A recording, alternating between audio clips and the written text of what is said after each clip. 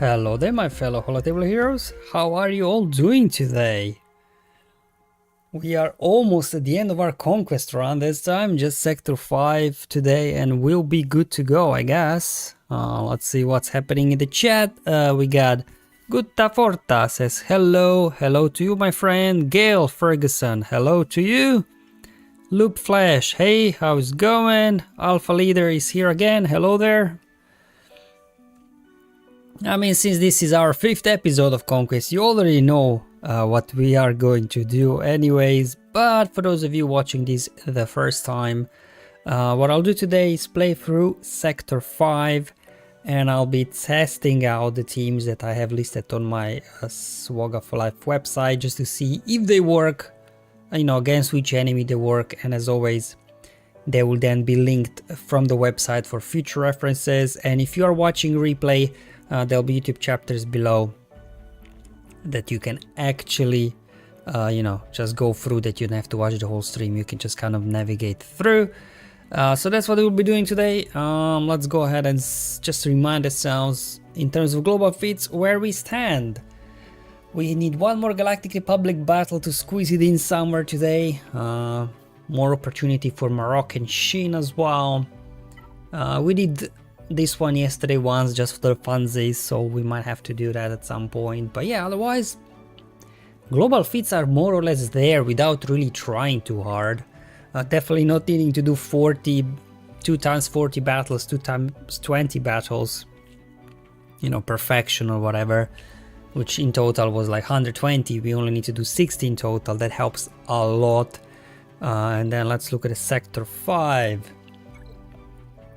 So we've got critical damage up 50 times. I've got plenty of teams on the list that, you know, can contribute there. So hopefully by the end we should have this knocked out. Imperial Remnants winning 10 battles, again depending obviously how strong your Remnants are. We'll see if we can make them work. Win 10 battles with Morgan and Great Mothers. They both have to survive though. And finally, this is I think the one that might need the most kind of, I guess, attention, which is evading 100 attacks. But unlike in the past, you do have to win those battles. So just like timing out or sending in a, you know, Qui-Gon team just to get nuked and a few evasions won't work anymore, unfortunately. In terms of data disk, again, they'll be displayed on the screen as always while I'm playing through, and if I do make any changes, I'll make them on the fly. So again, for those watching replay, you will have point of reference on what is being equipped. Otherwise, well, it's kind of the set we kind of built over Sector 3 and 4 really. The first 2 sectors I didn't really pick up anything all that useful. So what we're going with here is some debuff discs, so critical debuffs, as well caustic emissions, so enemies gain debuffs at the start of their turn. This then obviously feeds into our weak point, giving us extra offense. And then we deal some damage. Ruthless Swiftness giving us bonus turn meter. And as well, when we do get them below health, we gain more, we put more debuffs on them. More damage for us. I'm actually rocking 2 stacks of weak point. I picked up a second one as well just to ramp up the offense faster. And to help with survivability just a tiny bit, we are rocking a single entrench disc, giving us protection up at the start of the battle. And then as well, we've got this one, Ruthless Debilitation. So no, that's not it. The Undercover, that's the one. Gives us some extra health and protection recovery and stealth and things like that for our units. I'm not really sure what else we can add here to make it better. You have a couple of purple discs, the War of Attrition, that's the one for the global feed that you get awarded, and then Booming Voice. Yeah, well, maybe another Entrenched could be nice, because we just have one more slot available, and I think then I'll be good to go with my disc set. Yeah, so let's go ahead and head over to the website, and we'll, I guess, start off with critical damage up teams. Quite a lot of teams. We'll just go through one at a time and see, you know, how many instances of critical damage we can dish out. Alpha Leader says, dreading the Evasion one. Have you done Sector 5 yourself? What sector are you in, Alpha?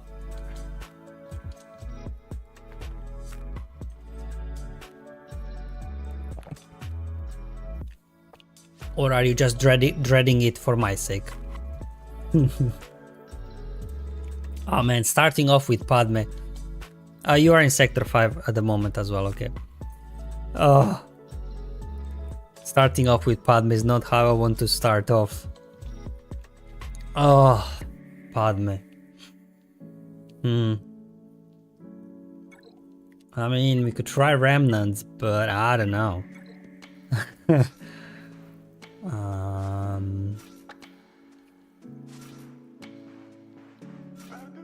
I don't know. So apparently I have Enoch down that he's got some critical damage up somewhere. Deal physical damage. There we go. Imperial Remnant allies gain critical damage up. So on his basic he grants to all allies. Okay, that's useful. And the other one is Scout Trooper. Deal physical damage. Speed down. Imperial Trooper allies gain critical damage up. So we got 2 units that give critical damage up to all allies. Okay, that shouldn't be too bad, I guess.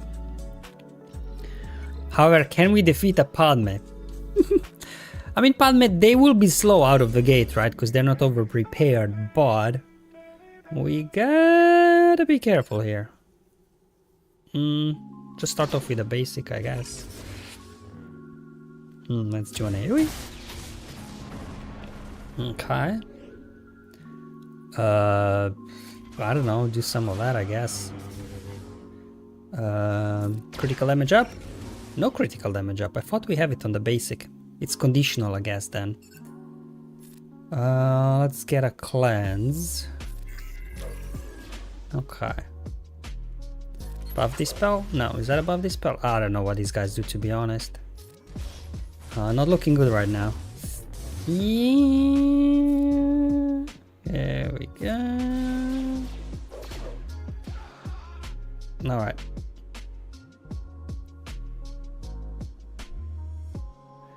I didn't see any critical damage up. Are there any conditions? Dispel all debuffs. Imperial Trooper allies gain critical damage up. But nobody's got critical damage up. Did they dispel it? Nah, I don't know. Oh, there is a condition with the blight. All these new units and their conditions, right? I miss the times, all the old units, there were no conditions. You applied something or you didn't apply it, right? All these units, so many conditions, man. Alright, let's see if we can ramp up enough. We'll just keep hitting Anakin whenever we can.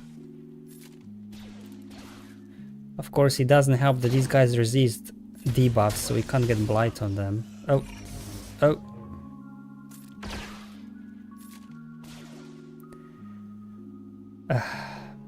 Critical damage up. Let's see.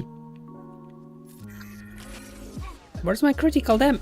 Oh, he just grants it to himself? Oh. Well, it was a win, but I don't know. I guess it's not as easy to get. They're not all troopers either. What? That's true, I guess. Alright. I guess not that great of a team then. Oh well. Let's see, did I get it at all? 2 times. Yeah, I guess too many conditions for this one. All these new units. During Captain Enoch's turn, if target enemy has blight. Yeah, but the problem is I couldn't apply blight because of Padme they kept resisting, right? It's not like they'll be any better. They also got extra tenacity, these guys. Alright. Done with Remnants. I might have to remove them from the critical damage up category because they're so conditional. Or we will maybe come back to it later. Well, let's try ourselves a Jedi lineup now. Let's see, Yoda. So we need guys with the foresight as well. Alright, here we go. This is the team I have down for critical damage up as well as evasion. So let's hop into battle now. Yeah, Enoch Elite might be the way to go, yeah. Okay, so do you know what? I actually want to slow down their Yoda a bit. Okay. So what? General Master Luke gave critical damage up to Yoda, so he can go ahead and spread it now. Okay. All right.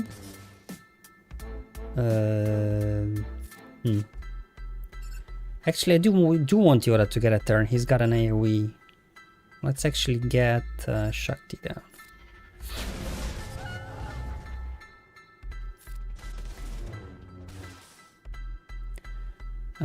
We got critical damage up as well, Summer, right? Deal physical damage. Or is a condition as well? Deal physical damage. Deal physical damage. Or he just gets it from his unique or something, isn't it?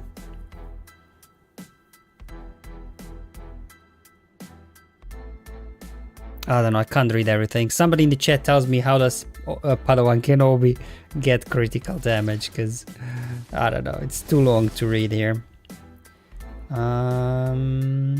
Sure, get me some foresight. We need these guys to get a turn though. Ruthless Swiftness kind of giving us too many turns. There we go, we got a few dodges there.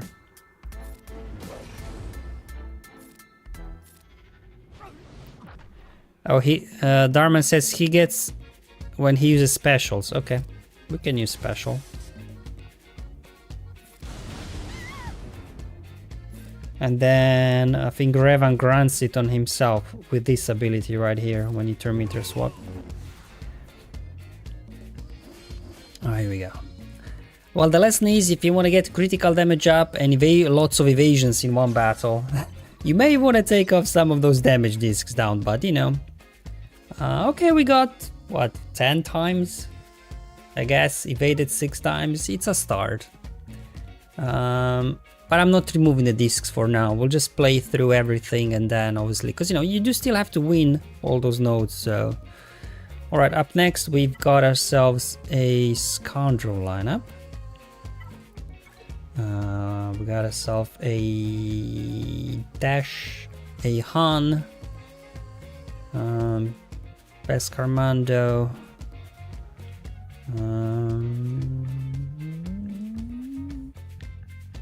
IG-11, and a young Han. Alright, there we go.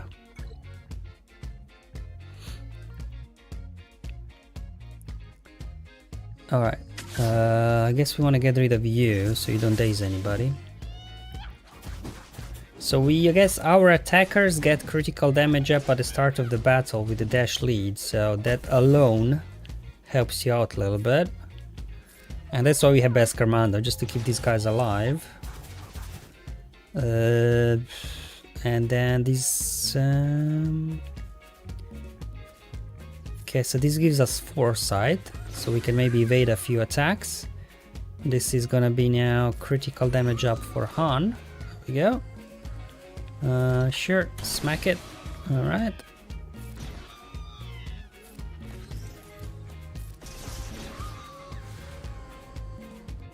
Yeah, I'm killing these guys too fast to actually get an evasion done, right? Yeah, we'll see. We might have to do something else to finish off evasion because we are killing off these guys too quickly. Alright, anyway, this is now focused more on critical damage up, I guess. Okay, so... Inquisitors. We got 1, 2, 3, 4, 5.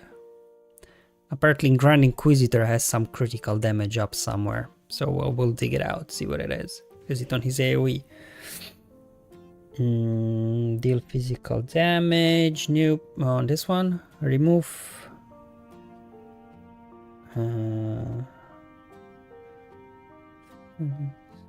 Buffs. Huh. Don't see no critical damage here. Man, do I really have to check SWGOH for everything? So I can just search. Sorry guys, I did this list like over a week ago, so I just need to remind myself.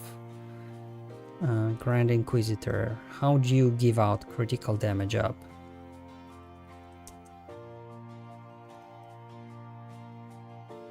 Oh, it is on his AoE. Okay. Alright, here we go. Hit it. Well, so much about evading anything, right? Because the idea is that Seventh Sister gives you foresight and you can actually evade something. Data disks.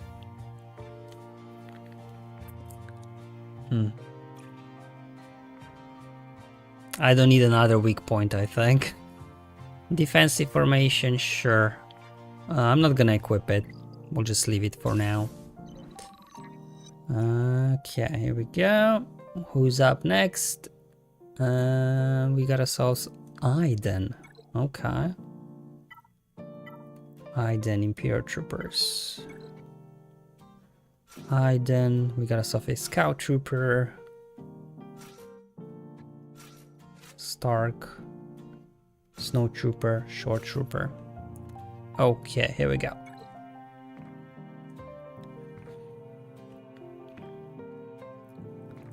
Alright, so where do we have critical damage up?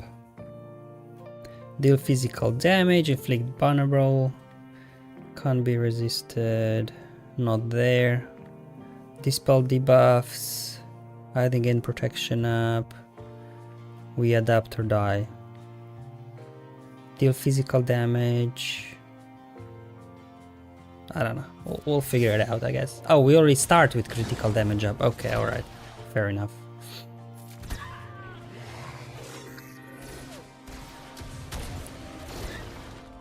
Okay, so far we are hanging in there. I don't like that we are all ability blocked, but okay.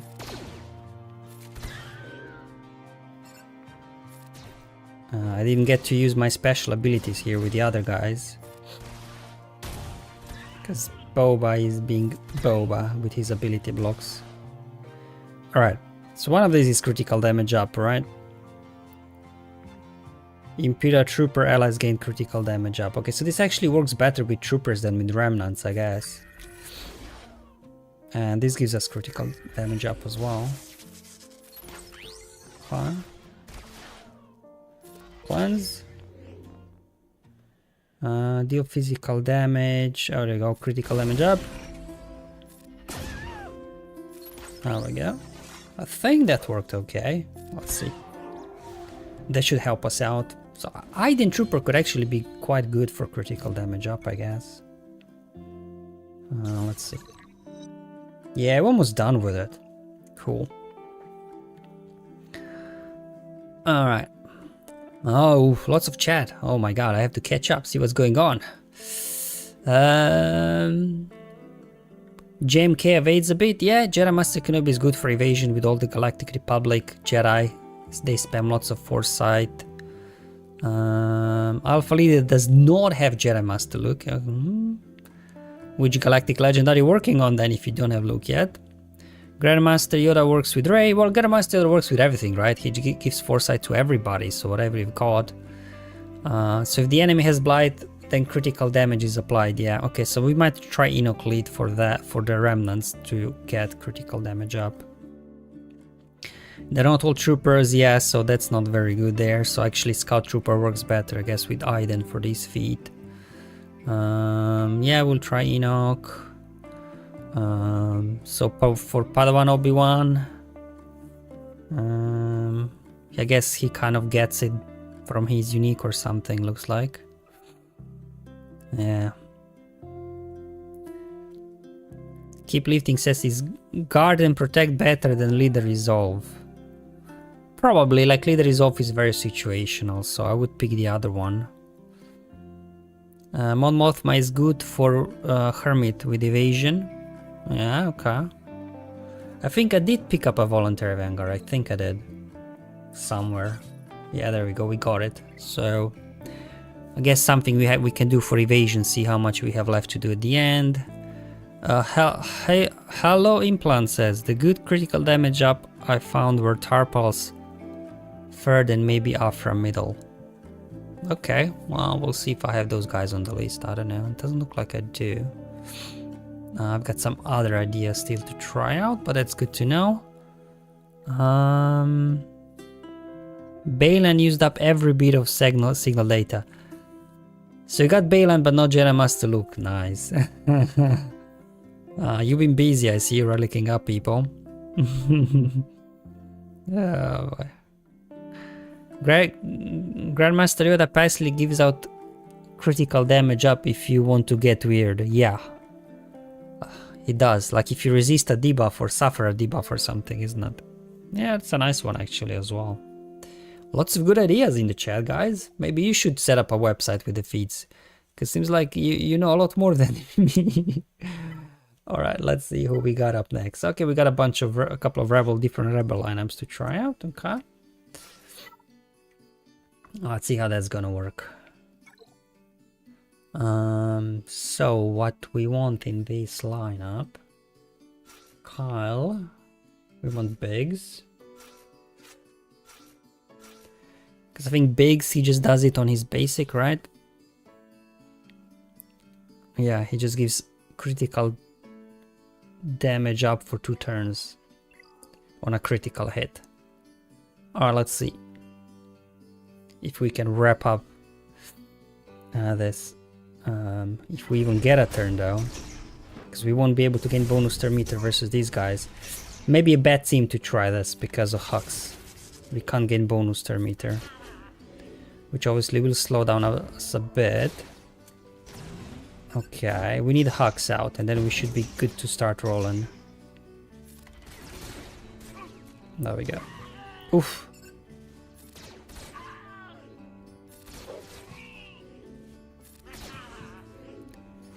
Yeah. Weak point, I guess.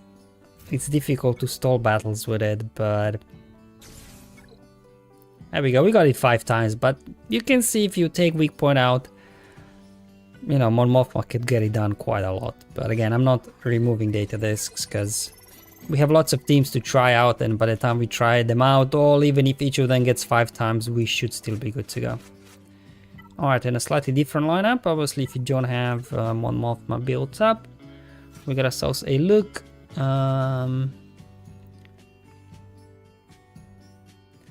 We got ourselves a 3PO. We obviously want Han in there so we can stun somebody out of the gate. And then we got ourselves a Princess Leia, because on her basic she does something as well, doesn't she? Where was it? There's something in her somewhere.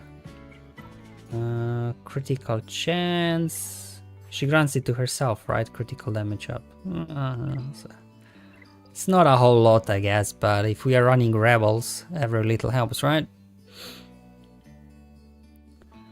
Alright, here we go.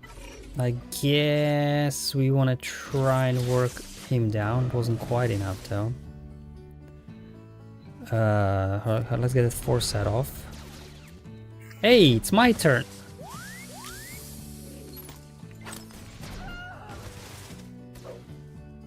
I said it's my turn. Alright, let's see if we can turn things around.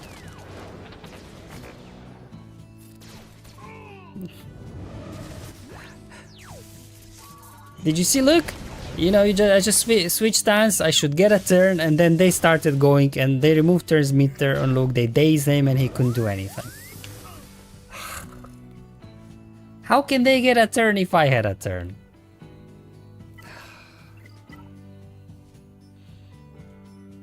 Alright. It's not like this team is any better. Okay, let's try this one more time. Alright, stun you.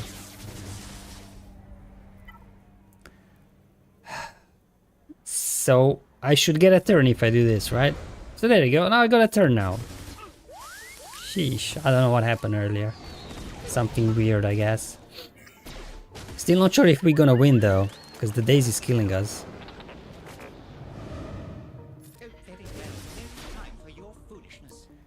Alright, let's go under stealth. Critical damage up for Leia. I don't think we're gonna win this, guys. Like, we are totally dazed.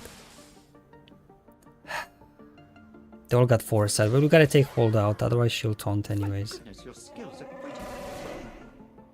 Alright, go for you.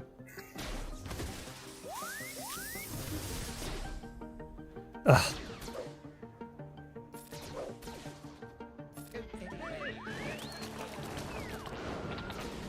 Man, this is rough.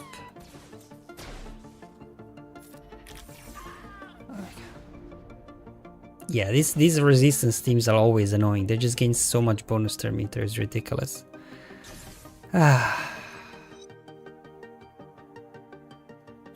Alright, who's next? We got ourselves a couple of Galactic Legends, so let's go ahead and bring out the Kylos. 1, 2, 3 Kylos? Because 2 Kylos is not enough, you need all 3 of them, right? Then we've got the 2 new unaligned force users for their global feat. Alright, so the way we get critical damage up here, I believe, is just whenever we gain advantage, the attackers gain critical damage up or something like that. So let's go ahead and do that. There we go, we got critical damage up on a couple of guys. Let's see if we can... Okay. Alright, I get it. Hux wants to show that he is better than Supreme Leader Carlo. I don't know. There we go. Oof! Easy, buddy. There we go. One more AoE. And that should do it. Yeah, not gonna be pretty if you have low gear units in Sector 5, right? There we go. Critical damage up complete. Oh boy, it wasn't pretty, but we got there. But there is one more team that we can try out. Alright, so we've got ourselves... Well, if we had 3 Kylos, I guess we want one with 3 Rays, right? Just to balance it out a bit. Although soon we will have Ray number 4 added to the game. So I guess... Well, technically we have 4 Kylos, right? Because Ben Solo is a Kylo, right? So technically... Dark Ray will bring the balance to the game between Kylos and Rays. And then let's go ahead. Falcarum and Cal. Alright, here we go.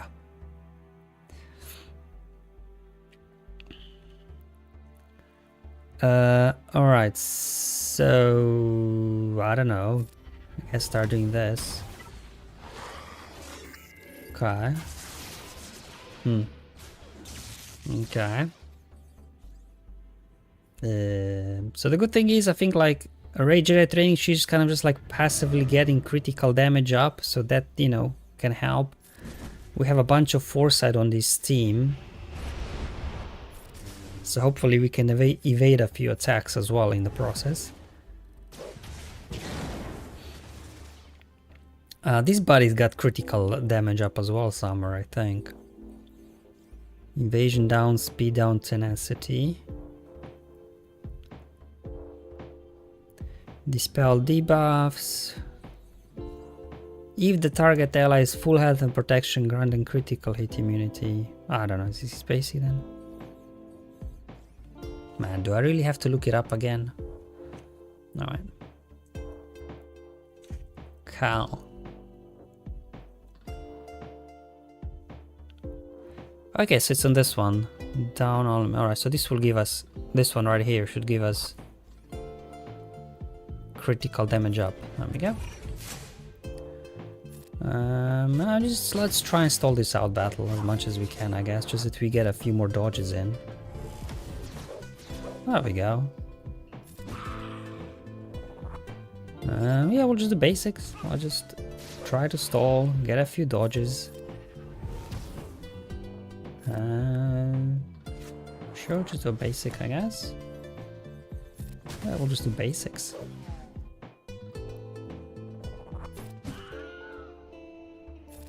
Okay, let's get more buffs. And we'll just keep going. There we go. A couple of dodges there as well. Okay, they got a contract, which means... I guess... they'll be a little bit more annoying to deal with, but I think we should be fine. Oof, started doing too much damage. Okay, I think there was quite a few evasions in there as well, on top of critical damage up, so... 3 rays worked pretty well. Okay, I got evasion a few times. Not bad, I guess. Okay, so that concludes the list of critical damage up teams I had to test. And we completed critical damage up, so that's good.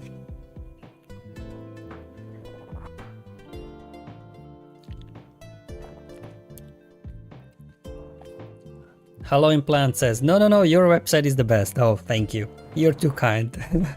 Alpha Leader, having your website to quickly look at the feats without having to back out of the Conquest is useful.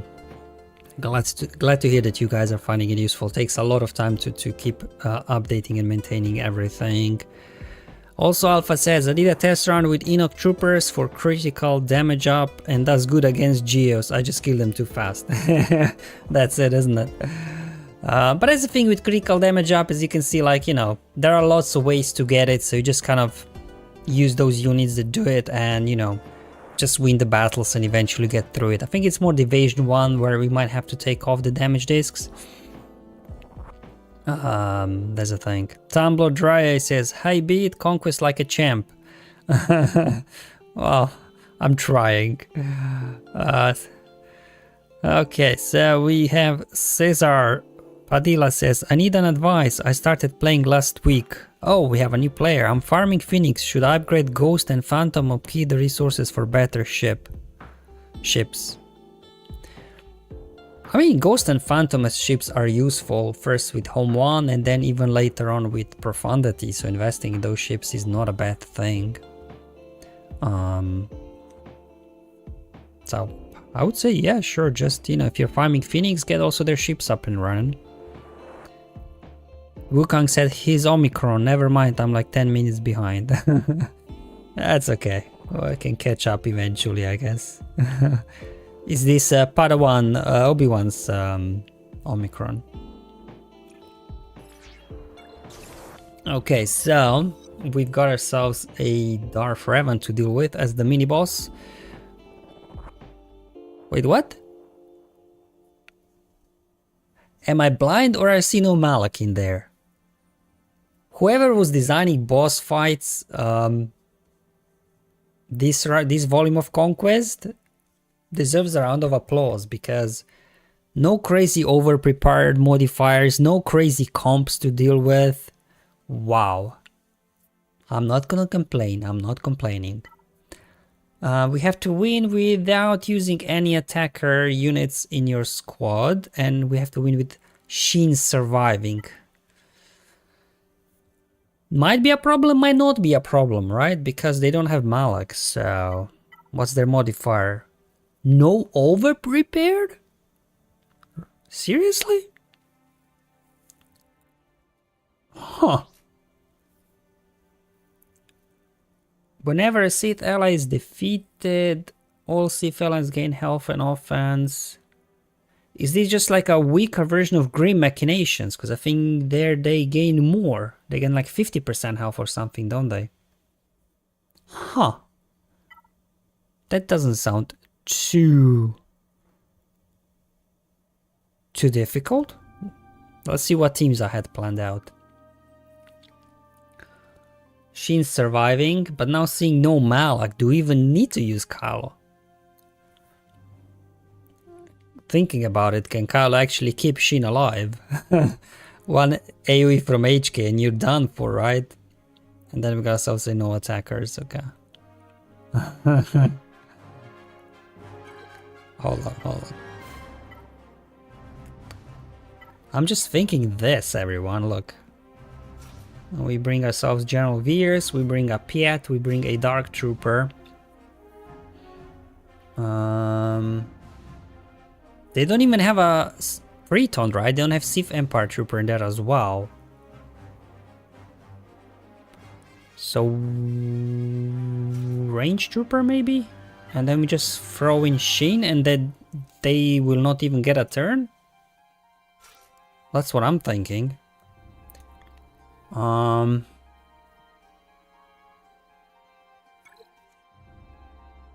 don't know, let's try. I don't know how fast they are. Let's find out. Alright, they're fast, okay. Alright, scratch that. They are fast. Okay. Not going to work. At all. Because my pet is pretty fast and I don't think it was even close. Alright. Not going to work. Interesting. So, they've got lots of AoEs as well, which is kind of annoying, isn't it? No Malak. Maybe some sort of Palpatine up. We get a Thermeter train rolling.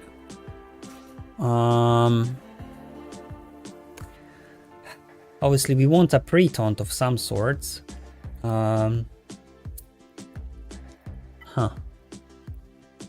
Let's have a look. I guess chuck in Darth Vader, and then we need a pre-taunt. So let's maybe bring out a Kylo. Let's try that. Again, I don't know what the speeds will look like, but let's just try it. Although, can Shin survive at Gear 11 all their AoEs? I don't know.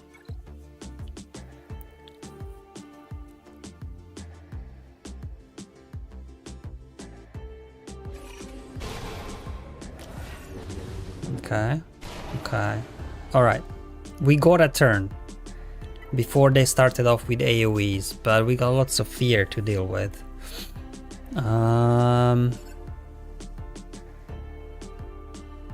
Okay, let's do that. Am I missing something? Why did Mara not get bonus turn meter? I'm probably missing something here. Oh, she didn't land any debuffs, but she did. Why did Mara not get a back-to-back turn?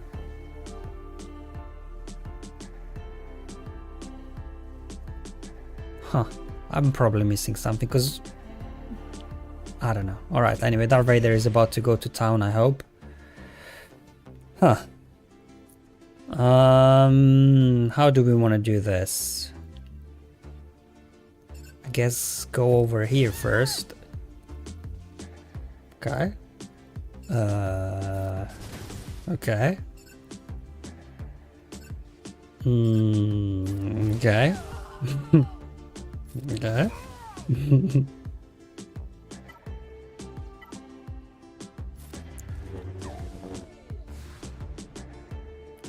Alright. I guess that worked. I still don't know why Mara didn't get another turn. She wasn't feared, she wasn't shocked.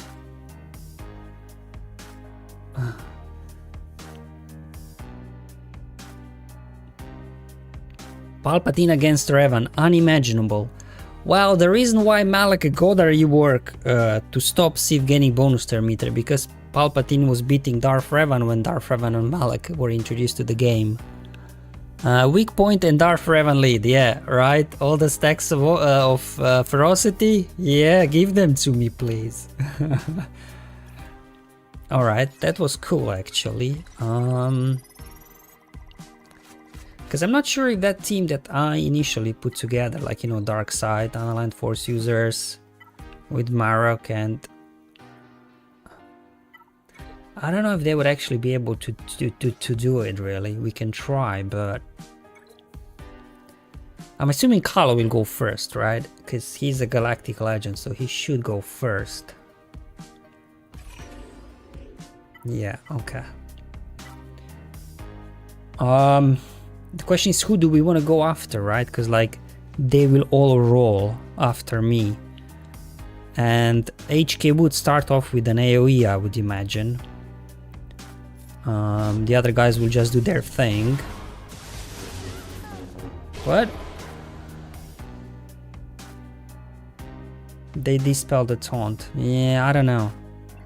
I mean, it's unusual that Sith Assassin would start off with the shock, right? And dispel the taunt. So let's just try this one more time, but... Here we go. So we stun you. Fear. There we go. Okay. Then she'll do her fear. Alright, that worked. Okay, now Revan will do his AoE, so we have to take him out. So I'm just gonna do basic. I know why oof, Basti. She's got an AoE if she lines up. I know she already used her shock. Hold on. How do we want to do this? We could just feed more turn meter to the team. I know with Kylo that is not ideal. Okay. I mean, it's possible, but just feels very risky. It's doable, but very risky. Almost feels like that Pulp's team felt better.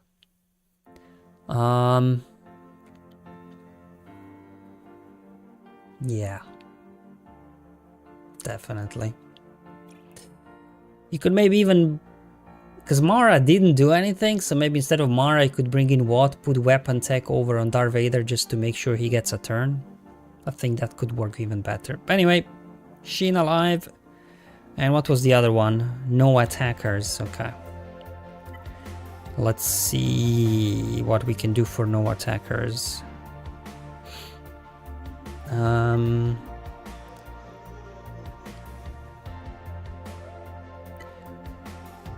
We could try troopers. We could give troopers a go. If we can get rolling. Right, we need a taunt. And then maybe we can get something going. Oh, you're an attacker, aren't you? Yeah, there we go. Let's see. Because troopers, they just need to get going.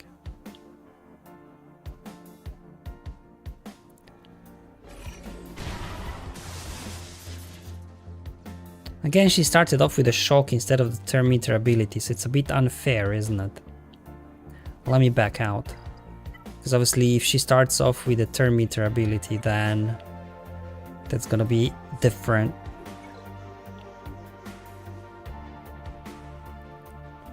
Alright, here we go. Just don't start with shock or... there we go, good. Do you know what? She's being a bit funny, so let her be funny, I don't care. Alright. We just need a turn.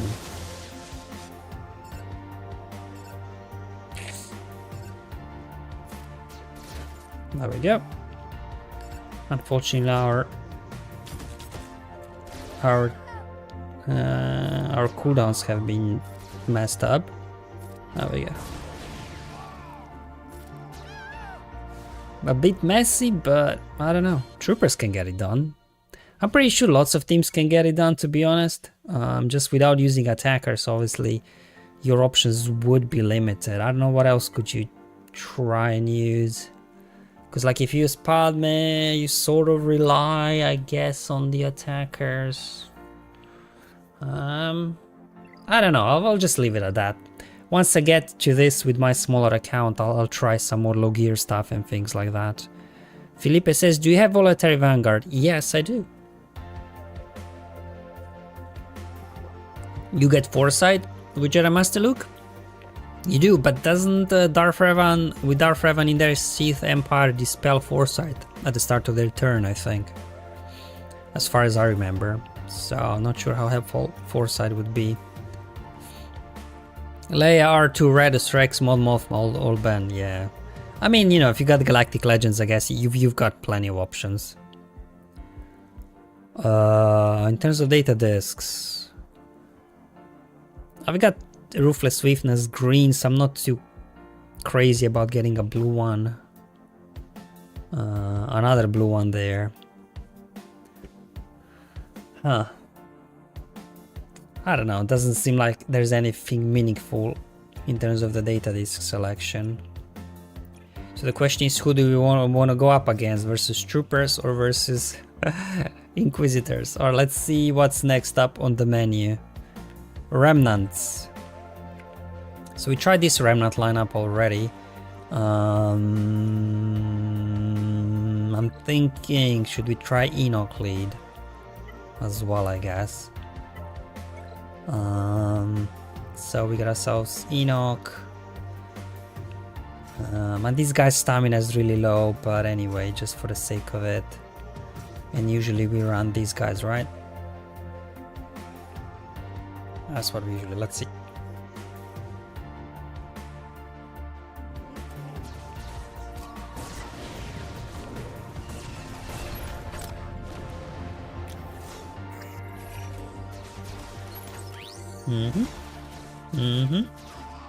Okay.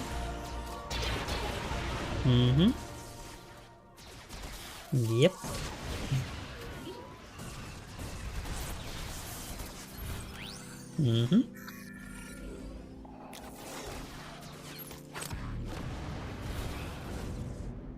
Okay, that went well. How about Inquisitors? Oh man. Alright, here we go.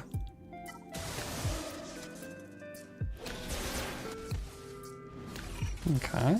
Alright. Ability blocks, nice. Okay, there goes Enoch. Okay. Alright. Hey, we got a turn.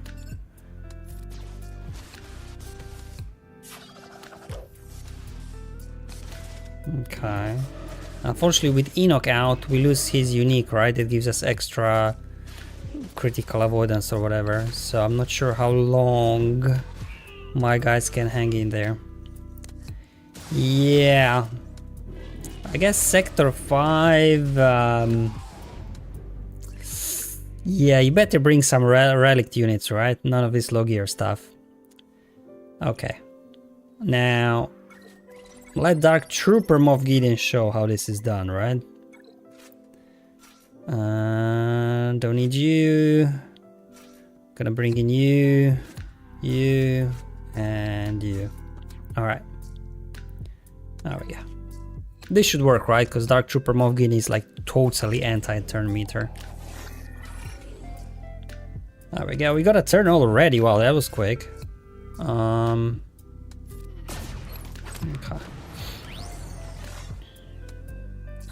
Sure, give me some of that. Get me an assist over here.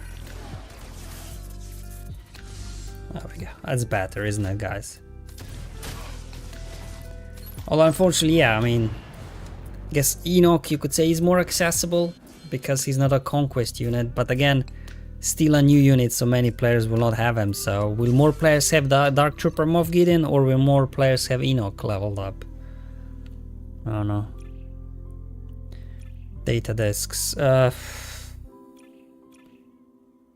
Sure, get me a Ruthless Swiftness, blue one, I guess, but not gonna change it. Don't want to waste 7 energy on swapping out blue for green.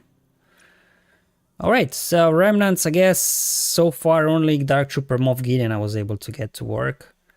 Alright, so we got ourselves winning 10 battles with Morgan and Great Mothers surviving. Let's try, I guess. Oh, that's gonna be rough. Bad Batch. Let's try Bad Batch, I guess. Because Marin can kind of sort of cleanse, can't she? No, not you. We got Great Mothers, Talzin, Daka, Spirit, and Morgan. That's right. Let me just double check that. Yeah, because Spirit's got foresight, so she kind of hopefully can even dodge an attack or two. Oh, there we go.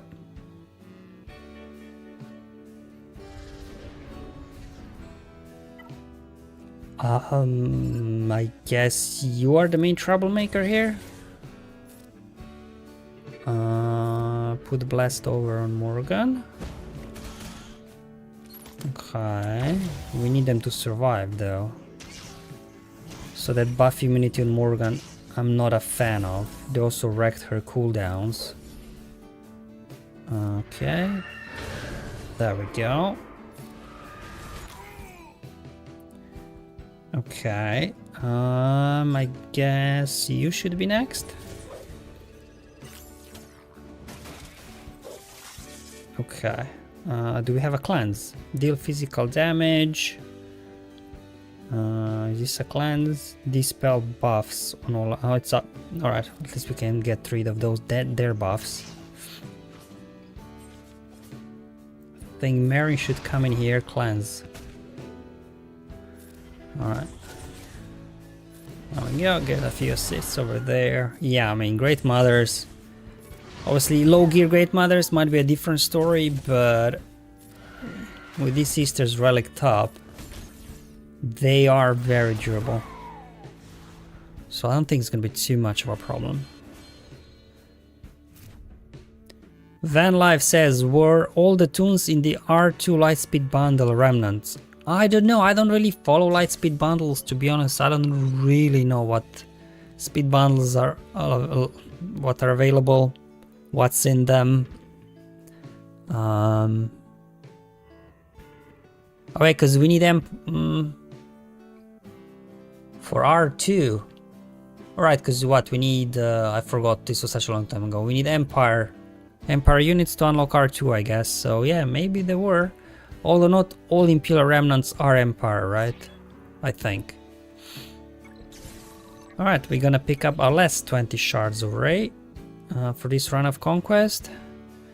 Okay, so they had Gideon, Range, Shore, and Death. Gideon, Range. Okay, that's not bad, I guess. That's quite a nice squad there. I would prefer if Piet would be in there as well, actually, but I guess Piet would be a part of Sith Eternal? Sith Eternal bundle, if that ever existed. Alright, we can also do, okay, we can also do a Kylo thing. If sure, let's try that. So maybe if you have a bit lower gear, then maybe you could do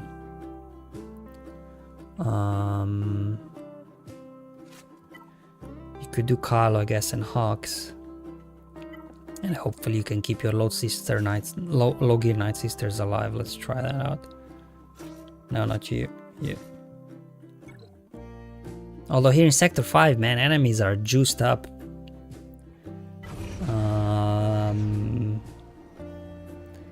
We're gonna get wrecked, guys. Like, Tuskens are very fast, aren't they? Anyway, let's see if we can do that. I mean, they don't have a Dispel and they don't have AoEs, right? So as long as zombies hanging in there, I should not use the AoE, because that will put the taunt on Morgan, right? So let's just keep Zombie doing her thing, while Kylo is doing his thing. Okay.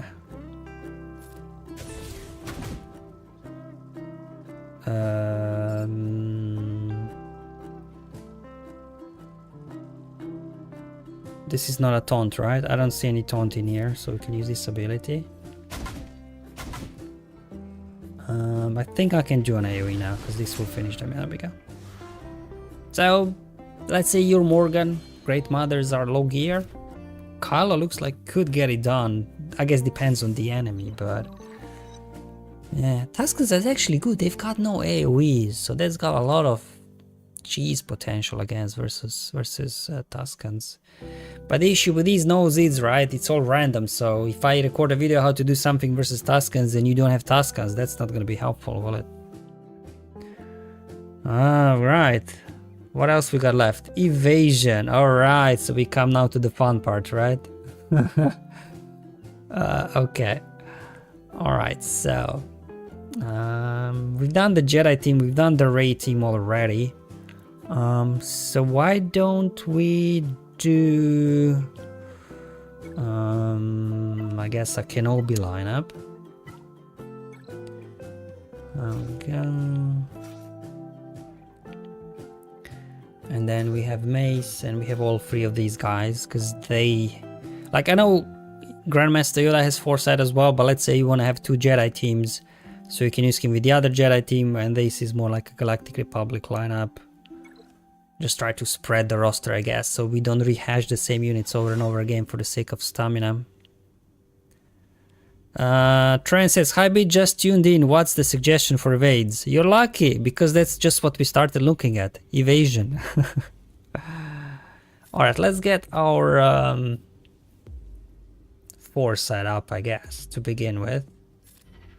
There we go. One dodge there. The most annoying thing is the AoE from Anakin can't be avoided. That's the annoying bit. Luckily he used basic there. Because you really want, I guess, an enemy with an AoE, because otherwise they'll just be stuck behind, you know, the taunts and everything. But anyway, let's see. Hey, I'm supposed to dodge, not you. I'll just use basics because this gives us foresight, and then basic for more foresight. And of course Ahsoka's basic can't be avoided as well, or something like that, isn't it? So this is not a good team to test against, actually. Do we have a different team? I really want to go down the golf path. Alright, we'll just have to smash this through and worry about evasions on the next node. I'll just smash this through and then we'll look at evasions on the next one.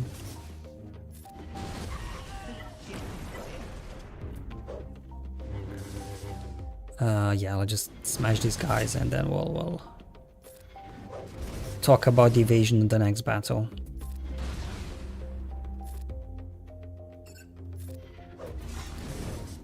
Alright, come on. Okay, swap it over. Let's try to get rid of Padme. Man, all this protection up, eh? Ooh, let's get above this spell. There we go. Okay, now we'll be able to ignore the taunt and hopefully we can... There we go, alright. So with Padme down, we should be able to hopefully burn through these guys. Yeah, so Padme is not a good team to try evasion against. I'll just put it that way. Because whenever they use special, Ahsoka's call to assist and like her basic or something can't be avoided, right? And then Anakin's AoE can't be avoided as well, so... Alright, let's see, is there anything better? Okay, we... yeah, this will be better, I think. Let's try. Although Jango's AoE can't be evaded, but the other AoEs at least can be. Oh my gosh. How are they faster than a Galactic Legend, man? This is ridiculous. Anyway, let's get the force set up. There we go. We evaded that already. What do we want to do here? Swap it over. Huh. Do we want to stall it out or do we just want to go in for the kill? I guess that's the question. Do you know what? Let's go after armor. Oh, she's so beefy, man. Oof, this is gonna be rough. Okay. Just basics, I guess, to give us foresight. Okay. Swap over with Kenobi. Alright. Oh, she gave it to Canderous, yikes. Okay. Nice dodge. Buff this spell. Oh boy. Alright. Ooh! Ultimate just in time. It's that balance between stalling hard, right, and not trying to lose a battle. It's a fine balance sometimes. Alright, let's get her out so we stop their healing and then we can just do a basic over here. Alright. Basic. And a basic, alright. Again, I guess if you want to stall harder, remove the weak point data discs, I guess, so you can stall the battle longer to get more evasions, but I'm just trying to get through. Okay. Phoenix. Okay. Alright, let's try a Jedi lineup of some sorts that's that we haven't tried yet. Like Qui-Gon lead gives us foresight if you do have Zeta on him right at the start. But the question is, can we win the battle for those dodges to actually matter? Here we go.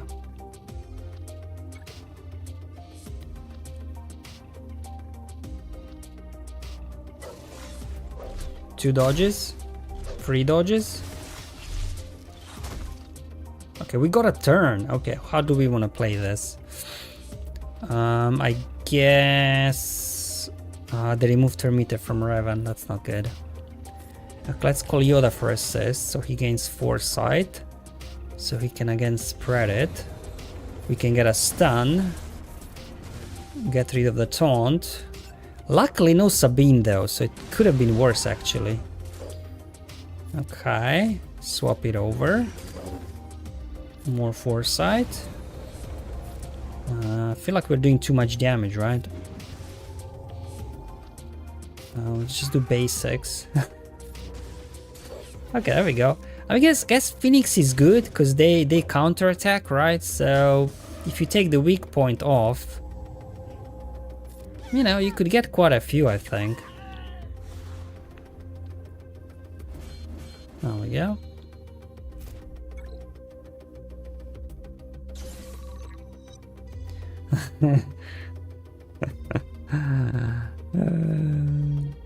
Tran says maybe some sort of team to farm a first order node on evades. Yeah, what I'll do, I'll just play through, and then in the end we can go back and see what nodes we have and see if we can knock it out. The Nightmare says, hey Beat, happy Thanksgiving from the US, hope you and your family are well. Thank you, we are doing well, and same to you. Whatever is this you do in US for Thanksgiving. What do you like, have a turkey or something? Is that for Thanksgiving? Sorry, I'm not obviously from US, so I'm not entirely familiar. What's the occasion looking like there? The only thing that we get in Europe from Thanksgiving is Black Friday, right? And Cyber Monday. Whitey says, gotta love over-prepared. Yeah, we all love over-prepared. Alpha misses his volatile accelerator and amplify agony. Yeah, we all do. Tran says, this is probably gonna be a feat I come back to at the end of Conquest. Yes, that's exactly what I'm thinking. I just play through, I don't want to spend energy removing discs, you know, just kind of burn through what I can, do all the battles that require, you know, defeating and winning, and then remove data discs in the end and try and stall the battles and things like that. Hard to farm feats when Grandmother Yoda hitting for 800k, that's it, yeah. Juan says, hello back to you, Juan. Nightmare adds, I was able to get the evade feed done on the Datacron node with Gemma lead and 2 Yodas and deployable cooling systems. Nice. That's good to know. Thanks for sharing, Nightmare. Blue Amplify Agony. Normally I would jump on it, but we're not really making use of Amplify Agony. Guard and Penetrate. I've heard a lot about this disc, so let's actually put it on and see what it'll do for us. At the start, so maybe 2 weak points are an overkill, so I could remove 1 weak point and then have Guard and Penetrate instead. So let's go ahead and do that. Alright, so what we can rearrange a little bit the discs here. Entrenched, I think. Would critical debuffs fit next to weak point? Let's go check it out. Yeah, critical debuffs just about fits in there. Alright, so let's go ahead and chuck in Guard and Penetrate. There we go. Alright, so this will be now the setup, because I want to try this disc out. It's a new disc, so let's see if it helps. It gives you extra defense, which is good for survivability. And then whenever we are hit, we lose defense, but we gain defense penetration. Whenever an enemy is defeated, we gain defense. Okay, this sounds cool. This sounds cool. Van Life says, when Conquest started, I picked up several Amplify Agonies before I found out the voluntary accelerator was removed. Yeah, we all did that. We all jumping on Amplify Agony. But thinking quickly after day 1, where nobody in our entire community reported a volatile accelerator, I think after the first day we already knew what's going on, I think. Okay, we are almost halfway through the evasion feat. Alright, what else we got here? So we got a Jedi teams. Alright, oof. I mean, bad badge, but I don't know, man. I don't know, can we get a turn versus Night Sisters? Well, you don't know until you try, right? As long as we don't get stun locked, we should be able to do something. Let's see.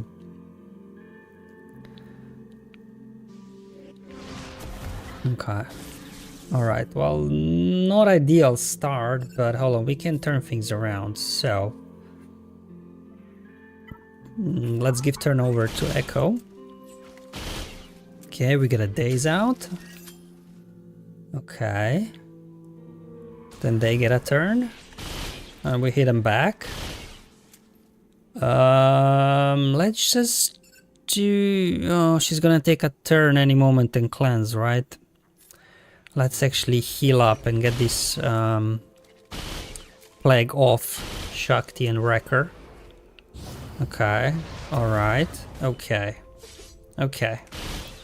Alright, Tech, would you mind, Tech? Get a turn? Okay, let's clear off that foresight. Alright, so this will give us foresight, so hopefully we can dodge a couple of attacks here. Okay, one dodge there. I guess we're just gonna stall this one out.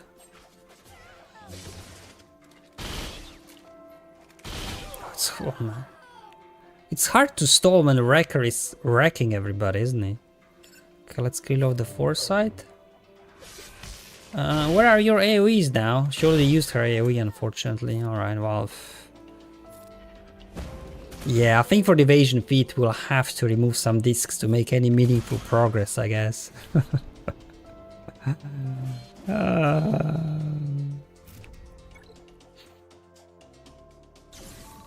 Nick P says, way behind on the stream, but you had protection up. Ah, thank you, Nick. Yeah, HK stops, yeah, that's correct. That's why I didn't get bonus turn meter. Yeah. Because I know about the range trooper, right? But I forgot about entrenched data disk. Thank you, that makes a lot of sense. A lot of sense. Okay. Gas. Well, we'll just, let's see, is there another team? So we tried out all the teams for evasions. So I think the most we got was with 3 rays. That worked pretty well, so we can do a couple of ray battles and then a couple of JML battles. And then we should be good, I think. Okay, bring ourselves you and you. JMK Ahsoka, GK working well for me. Yeah, JMK is good for with all the Galactic Republic, yeah. Oh, even with ramping discs on? Nice. Okay, we got a couple of dodges there in the opening sequence. Okay, I finally got a turn, yay.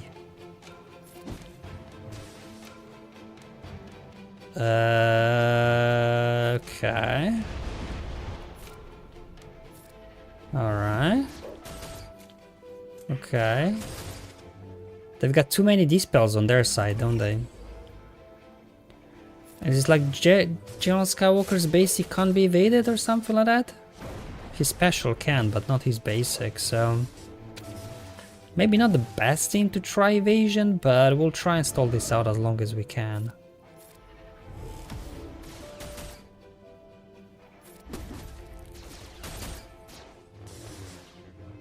Yeah, we'll just keep spamming lifeblood, I guess. Sure. Call me an assist, I guess. We do have to start making progress towards gas, otherwise he'll just ramp up too much from all these beautiful buffs that Cal is giving out, right? So we shouldn't play around too long with Skywalker, I think. As you can see. Yeah, oh boy, we're getting wrecked right now. Alright, we gotta... Okay, here we go. Okay, he's finally down. Alright, perfect. Let's get 5s out of here. Let's get you out of here. Yeah, you don't want to play around with gas for too long, I think. Just because of the ramping offense and everything. Okay, just get him out. Alright. I mean, we can still try, but... Yeah, his basic can't be avoided, which is a little bit annoying.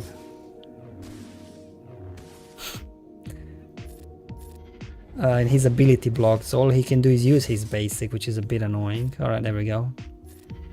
Hopefully he's got an AoE. Yeah, there we go. That was a nice couple of dodges there as well.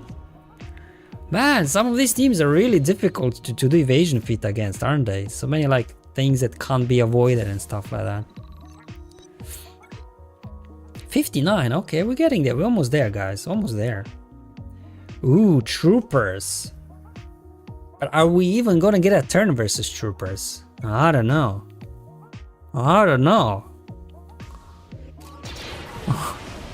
Are we even gonna get a turn? That's the main question.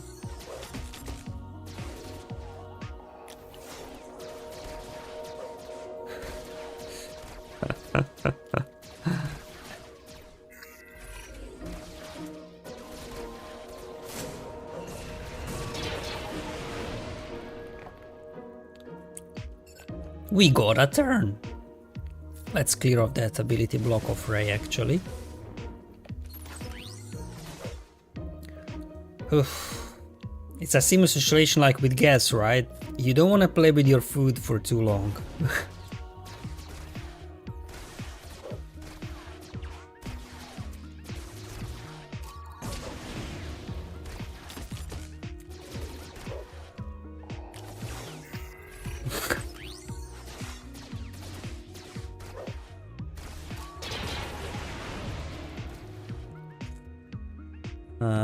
Okay.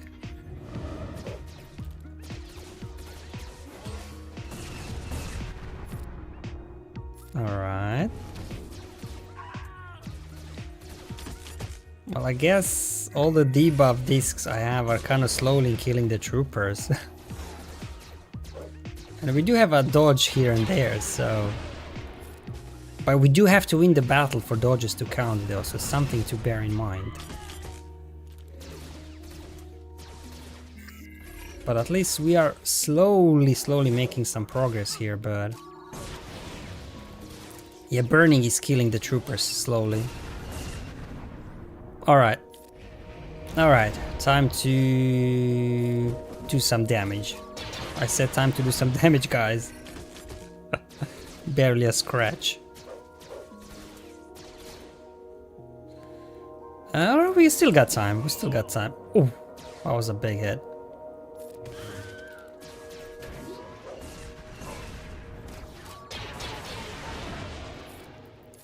Alright, let's see. Can we drag this on a little bit longer? I guess not. Alright, there we go. Oof.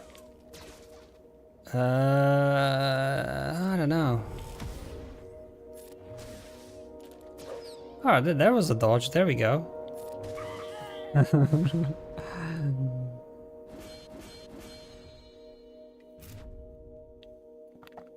Alpha Leader says, Scribe did a Padme plus armor plus what plus Yoda Nihilus on this node. Nice. Yeah, I've seen Scribe did a bunch of cool cheese videos. So definitely it's cool that, you know, we got options available. But that wasn't too bad, right? We went from 59 to 83. That's like 24. That's not bad, we're almost there. Luckily they don't just storm one characters like they tend to do in my battles. Well, we do have damage immunity from ROTE that kicks in, so it wouldn't be too much of a problem if they do that. They would just get stuck behind damage immunity. Years ago says, one ultimate kills in 10 times. Yeah, all that stacking master, yeah. There's now another problem. How not to AoE one-shot all stormtroopers. That's it. But that's what Kal is good with Ray, because you're constantly recovering health, so then she can keep spamming, right? Lifeblood. She doesn't have to actually hit anyone. So again, like Bad Batch, right? They dispel your foresight. Like Dooku's basic can't be evaded. Attacks from General Grievous can't be evaded, so to go up. Anguish for Maul can't be evaded. Maybe we go up. I don't know.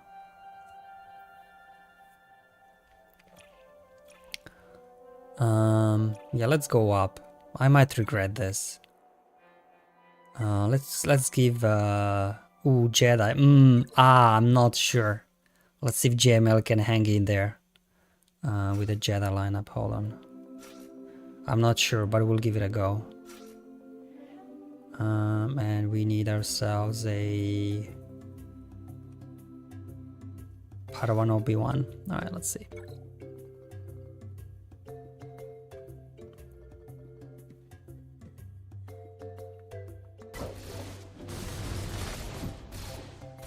Oh, Padawan is a Kenobi, so Maul starts off with 5 stacks of Anguish. Forgot about that tiny detail.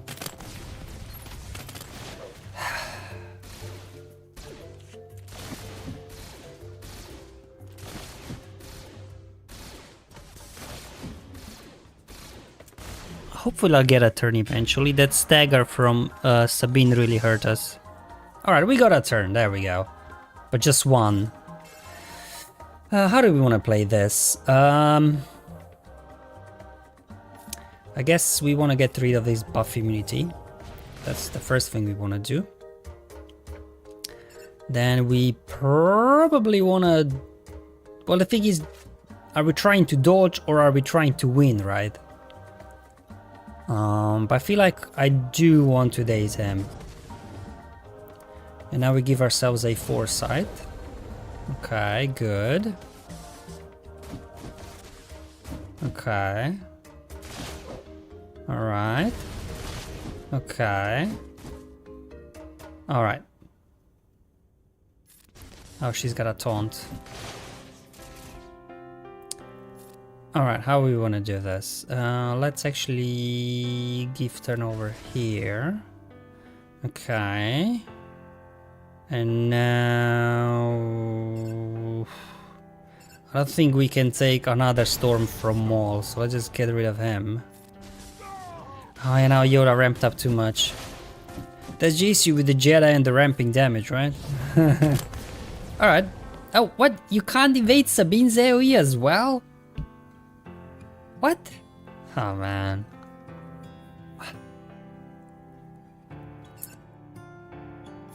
Man, yeesh. Who knew that so many units have unavoidable attacks? Man.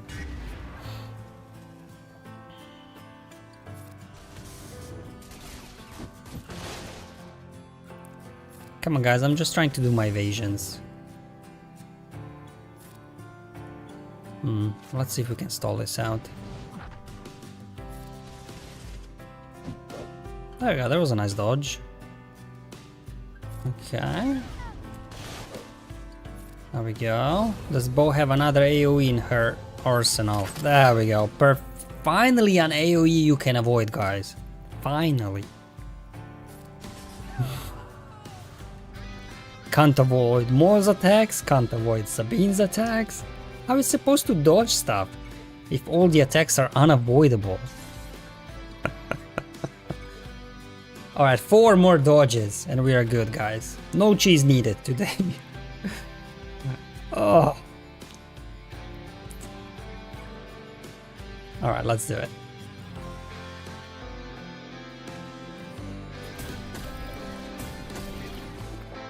There we go. It's gonna take a minute, won't it, before I get a turn.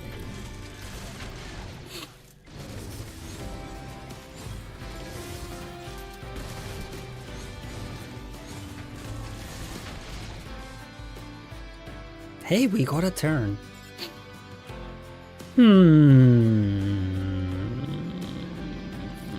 Alright, let's clean this up. Spread some love.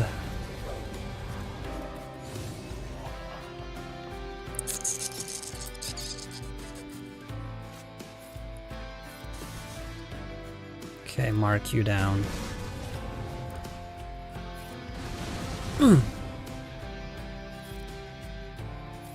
Alright. Okay, let's clear off all this nonsense now. Oh, he just revived him.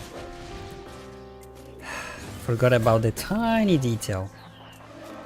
Not liking this one, guys. I guess I've chosen poorly to go after Grievous first. Alright.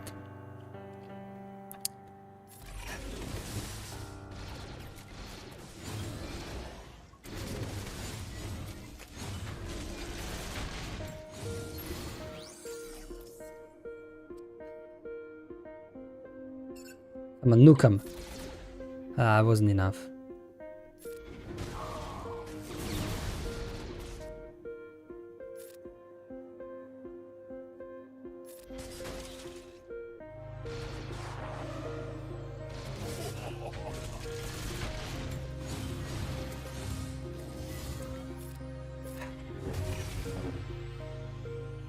Oh. The extortion is everywhere. Alright, we gotta clear it off so we can actually keep our buffs.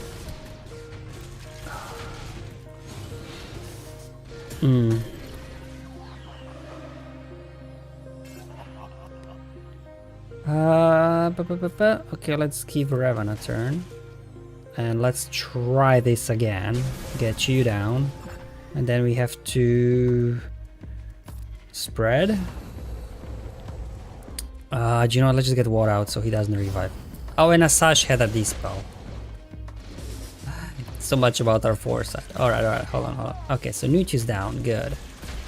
Alright, let's get rid of all this nonsense now. Okay. Alright, now we're in business. There we go. No foresight, unfortunately. Okay, so she used her dispel.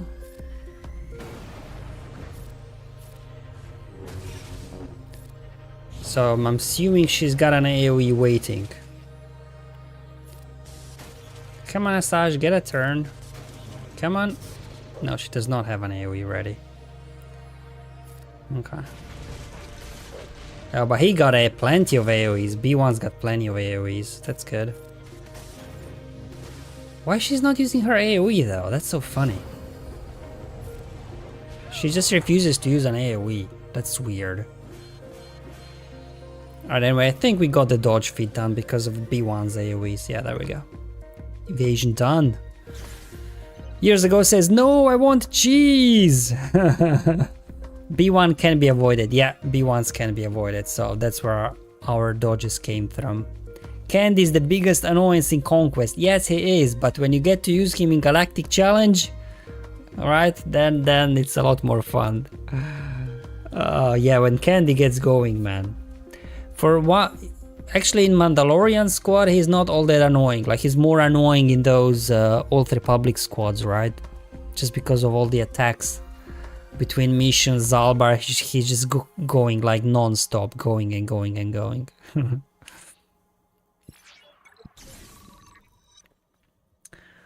Okay. So, we got ourselves a final boss, which is a Gungan team at Relic 8. Zetas, no Omicrons. We have to win with light side only and win with Balan in your squad. Well, I don't have Balan, so... Am I right to assume that Balan has no issue beating Gungans? Right? Probably, I'm assuming here. So the only thing we can do is light side characters. Over prepared level 1 only, wow. That's a... And no other modifiers? Did CG make a mistake, or are they on purpose making it so easy, dare I say? So what do we have here? Final boss. So just got a Jedi team down. Well, I guess that makes sense.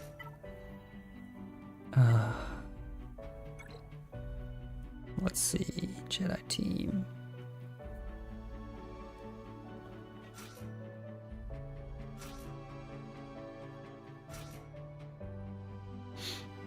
This is, I guess, if you need more evasions and critical damage up, I guess, but at this point I don't need.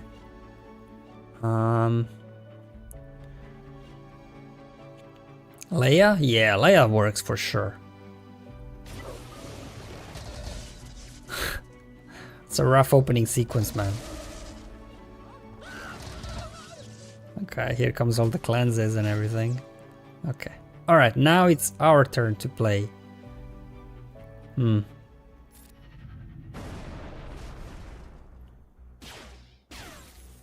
Okay. Let's actually give Reva a turn. Alright, down to 6. Sure, give us some foresight, I guess. I don't know. Oof, they're going after Evan. We gotta get this buff immunity of Luke, I guess. So let's give her Meteora a bit of a boost so he can dispel this nonsense. Alright. Okay. And here comes the buff immunity again. Oh boy. Alright. So let's call Yoda for an assist. Okay. Yeah, sure. Smack an AoE. Come on, guys. Get a turn. I don't know. I mean, Death Mark on Luke, that's working in our favor, actually. Just a basic. Another basic over here. Okay.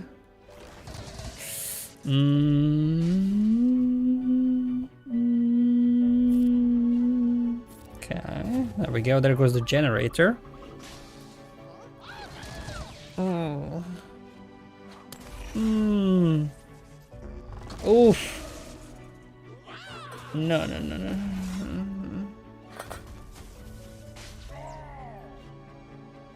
Wow. Okay. That's rough. I mean, maybe I could have played it better, I guess, but I don't know, man. That's rough. I mean, we'll keep going, but... let's see if we can turn things around. Because we do have ramping damage, right? But... yeah, unless we got a big AoE from Luke coming, I don't see us winning this battle. Yeah, not enough.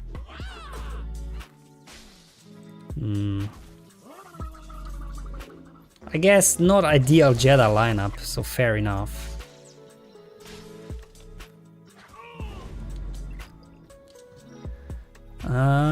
Should I take my words back and say that this is gonna be easy? I should be grateful they don't have any crazy modifiers, right? Ray-Ban, yeah, Ray-Ban could work, I guess. The question is, are there any non-GL light side teams that can pull this off? That would be my first question.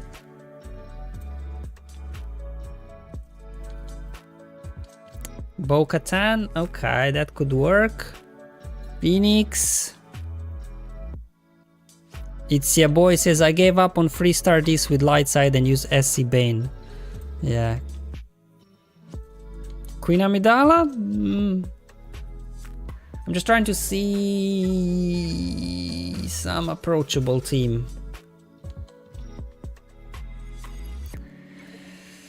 Let's see if we can get something that's more approachable than Queen Amidala, Galactic Legends, Bo-Katan, Phoenix. Not sure. Just see if, let's say, Gas could be a common team, right? Pull it off with Queen Amidala. You're not looking good, guys. Like, we're forgetting that Gangas are super annoying.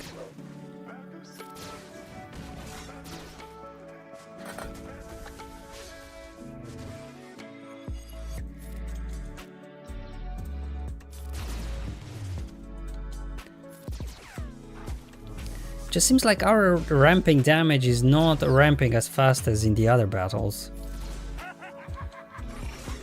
Will gas even get a turn?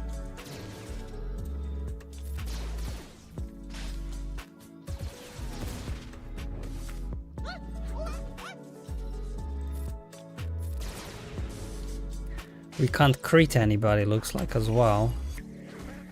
That's obviously messing up with our damage.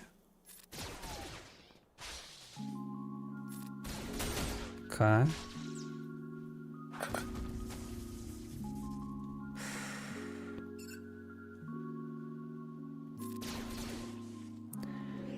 Gas, buddy, get up. Oh, there goes fives. Just before gas got up.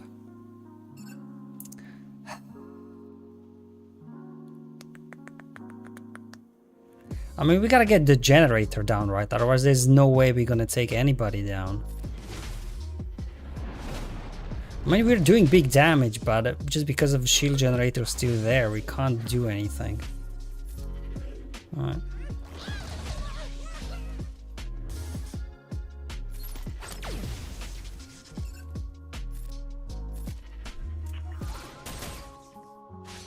I mean, we are standing strong, so we'll just keep pinging away. Oh! Okay, hold on. Hold on.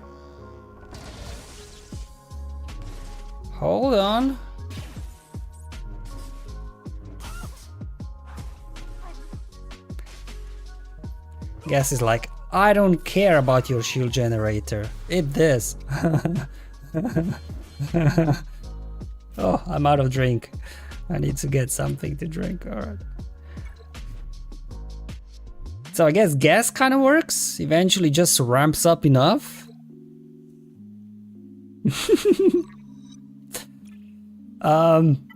Yeah, that wasn't too bad actually. That was pretty good. I mean, if we do want to play around with data disks,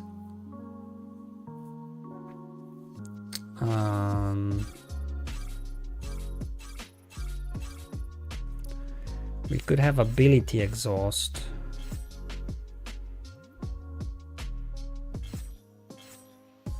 But this means we have to take something off.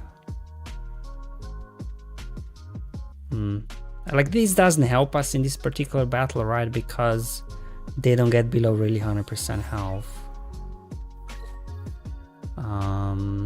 Ruthless Swiftness doesn't help us again, right?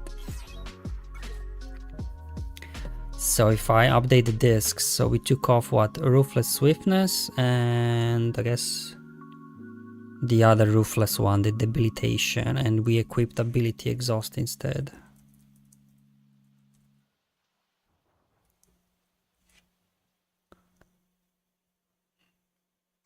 Yeah. Because when with all these debuffs, maybe they're getting ability blocked, it can slow them down, I don't know. So gas works, kind of, right? I don't know. CLS maybe? Probably not, but let's give it a try, I don't know. Just want to try out, you know, a couple of different like non-GL, non-Conquest unit options just for, you know, wider public, I guess. Phoenix, how many people have Relic Phoenix though? It's like... I'm pretty sure Phoenix can get it done though. But anyway, let's try just the standard CLS lineup.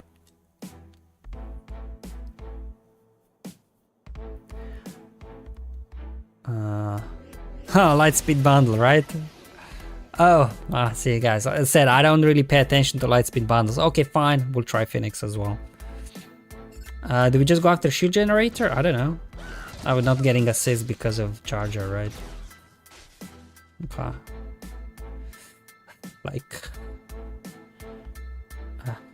do I cleanse? Do I just like whatever? Well, what do I do? Maybe having R2 for the cleanse could be nice. Okay.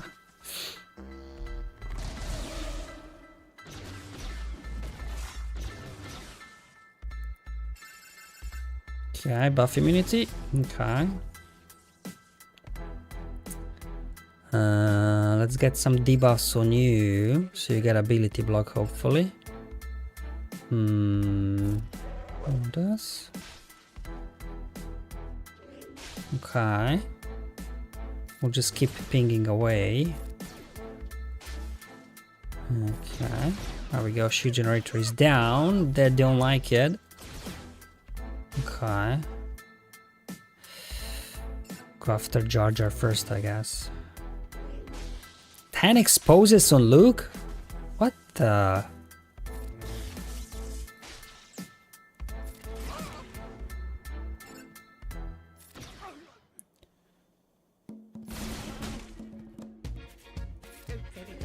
There we go. Yeah, ability exhaust helps a little bit, doesn't it? With all those debuffs. There we go.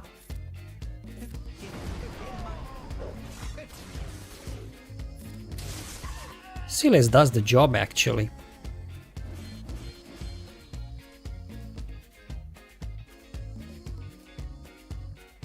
Alright, people are asking for Phoenix. Let's try Phoenix, I guess, as well.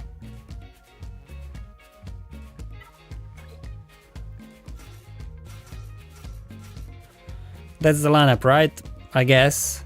I would imagine so.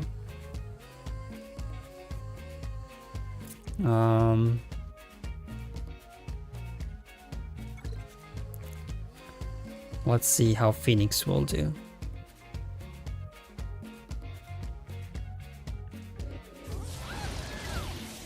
Okay, we got a stun. I'll guess smack that out. There we go. Chuck some of that. Sure, do some of that.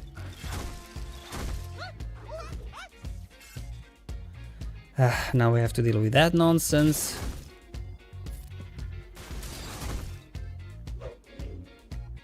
Get rid of the taunt. Oh, well, there we go. That should be the end of the generator, I think. There we go. Yeah, seems like Phoenix is even easier than... whoa. Seems like it's even easier than CLS. So if you do have Phoenix, that's a great option.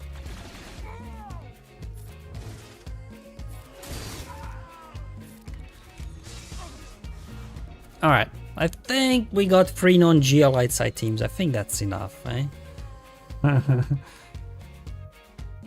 And the final data disk. I guess I'll take this one. This could be nice for something down the line. I don't know. Okay, so this is the set I ended up with.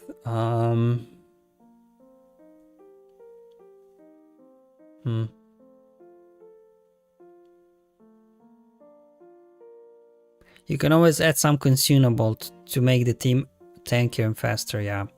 As I said, I'll be testing stuff as well in my other smaller account where I don't have so many units, low relics, slower mods. So definitely be revisiting some of these battles and stuff like that. There's a bug with Rey Darkside where she takes infinite turns. I used her against Guest and she never stopped basicing. Okay, interesting. That is weird. That is really weird. Okay, let me put my discs back. Hold on. So yeah, we're gonna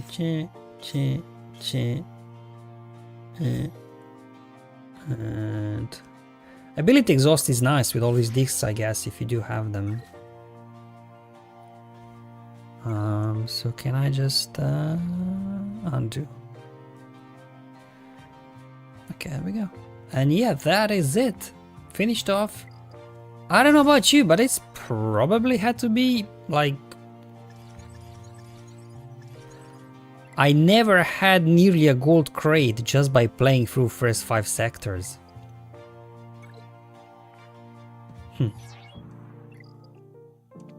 Well, I'm not doing a 200 refresh. Oh man, we burned through a lot of battles today. We were testing around. So overall, yeah, a couple more of these. Marok Shin battles and global feats done. Sector 1. Alright, we gotta do some Morgan battles and stuff. So it seems like the most work is Sector 1, really, for me personally. Just a few battles there. Let's see over here.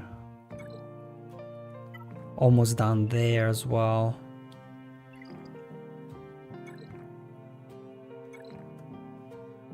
Yeah, it seems like Sector 1 is actually hardest work, isn't it? So I don't know. Maybe I'll just keep these two, I don't know. That's 30 key cards there. I don't know. Well, I guess it depends what node you're farming. What's the... Okay. Maybe I will do those because of the Datacron materials. Because the one I don't like to farm is this one right here. Just because it doesn't give anything meaningful really. Like, I don't need those, got plenty of those. Yeah, and whatever. It's only 5 key cards as well. I don't know. At the end of the day, we all have to farm Datacrons, right? So...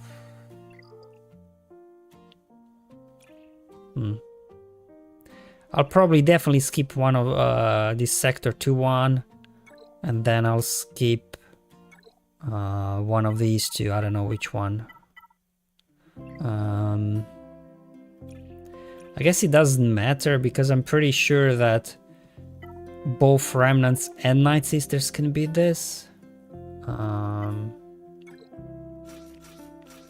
Let's see.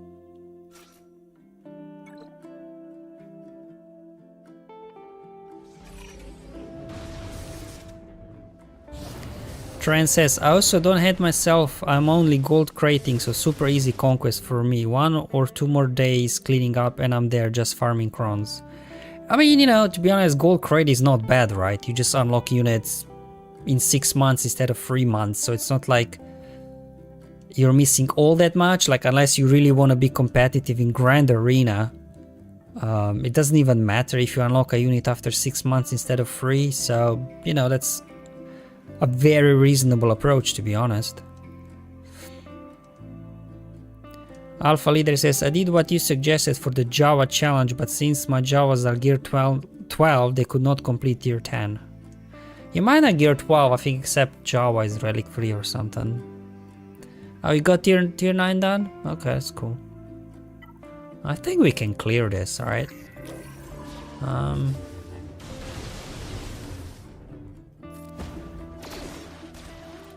There we go.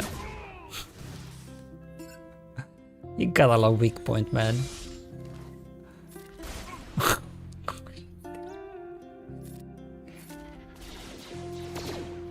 I mean, I know we all love Volatile Accelerator and Amplify Agony, because the battles are over in like 20-30 seconds. But there is a satisfaction when you ramp up, right? Like, you don't get this kind of satisfaction from Volatile Accelerator. Like hitting for, you know, 500,000, 1 million, right? You just don't get that.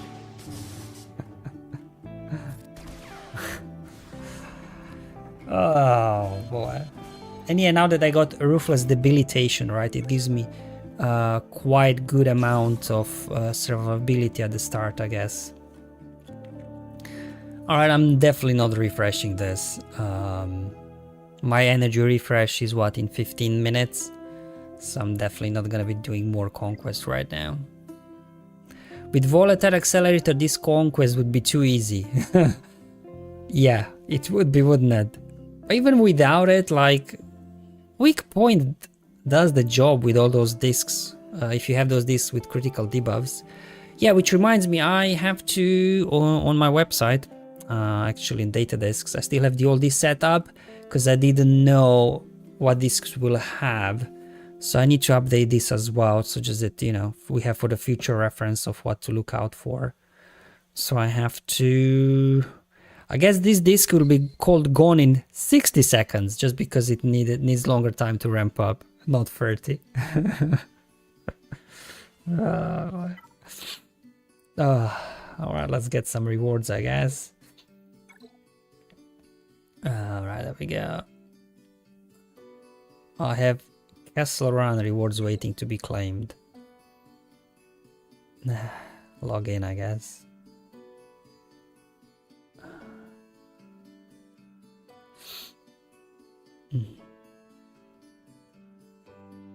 Huh? I got so much stuff to claim. Okay.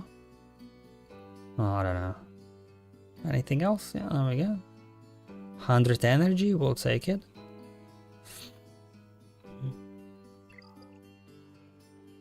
Now the game has to reload, right? Yeah, there we go. It happened again. The game opened up on my other screen in full screen, so I have to wait for it to finish loading so I can put it in window mode and then move it back onto my recording screen. Yeah. Alright, here we go. Luckily it loads much faster than BlueStacks, right? BlueStacks is kind of slow to load. Alright, let's get this back onto the screen right here. Let's see what else is happening in the chat before we sign off for today. Tran says, I'm only 8.5 mil GP, so I just get slapped around by 12 to 13 mil in accounts in K3 anyway. Yeah, I can see your point. Oh boy. Well, I'm nearly 13 mil GP and I'm getting slapped by other accounts in Kyber 1, so people are getting slapped, right? Whitey says, Tren, if your roster allows go for red crate, it's not hard this time. One of the easiest conquests. I mean, you still it, yeah, but it's not always about easy or hard, right? It's about putting the time in. So if, you know, people are too busy, they don't want to put extra hours in conquest because they're not enjoying it, I mean, it's still okay. Alpha Leader says, I only managed to play the PC client for like 3 months because I have a Mac. So I had to download a thing that made my Mac run like a Windows PC, but the most recent EA app update broke it. Okay. Oh, so you've got one of the new Macs where you can't put bootcamp on, right? So you can't like just run Windows normally. Yeah, well, but I guess if they make a game for like mobile, iOS, Android, they make it for PC, I don't think it'll be too much work for them to release it for Mac, I guess.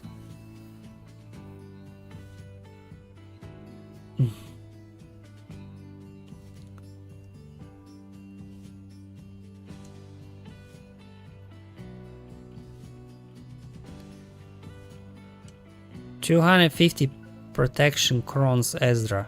250% protection? What? Is that even possible? I don't know. Alright, let's see what operations I gotta do here. So on vendor,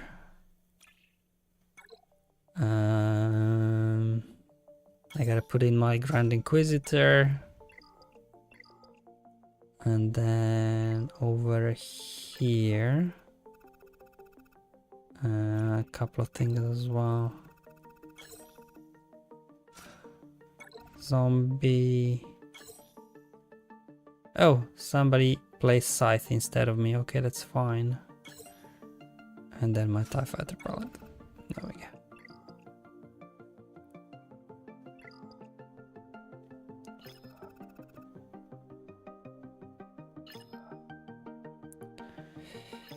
Okay, I guess we can just auto a team here. I think.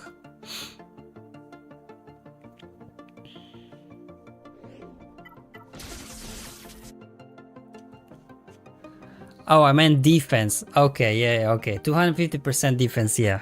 That's fine. I'm like, 250% protection? That sounds crazy.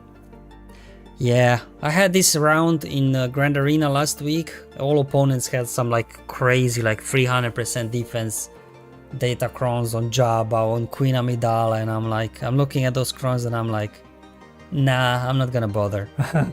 So I kind of, couple of rounds I didn't really play seriously last week in Grand Arena. Beat, do you not use hot utils? We do use hot utils, but I just find out that it doesn't always work. The bot to place operations for me, it doesn't always work, and then I just kind of place manually those two, you know, just a few I need to place, and that's why. But otherwise, yeah, we do use hot utils for that actually. We do that.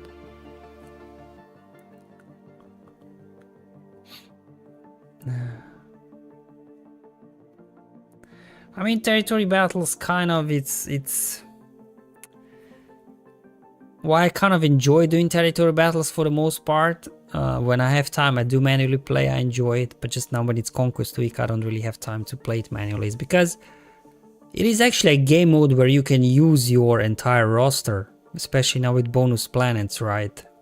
Well, entire roster that is, you know, high relics. Because in Grand Arena, I just don't use that many teams anymore. It's just same teams over and over again. A little bit changing depending on data crowns. Conquest, again, you know, it has potential to let you use your entire roster, but if you are forced, you know, to farm certain feats, then lots of units are just not gonna help you out there. Whereas basically in territory battles, especially like in sector 3 and 4, when we got 4 planets, I'm really stretched. My roster is really stretched, like, to try and complete all the missions in each of the sectors. So that's why for the last, I don't know, 6 months or so, I've just been putting all resources into relicking up teams for territory battles. Because at least you can use all your roster here. Morocco investment for Balan paid off for Reva mission. I don't really have issues with Reva mission, to be honest. I mean, once you have Reva, I guess it is not a problem at all to do this mission. But yeah, if you don't, but do you need his Omicron, or is he without Omicron good as well? Because it's like applying 10 no, is it territory battle Omicrons are only 10, or are they 20? They're 20, right?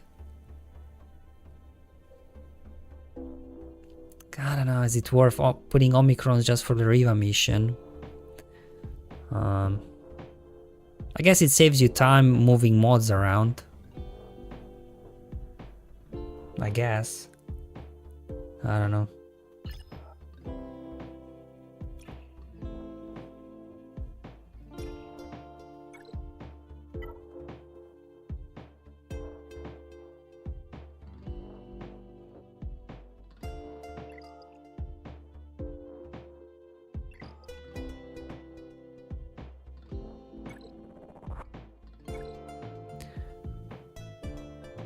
Do you think there should be squad zone increase in Kyber? God, no.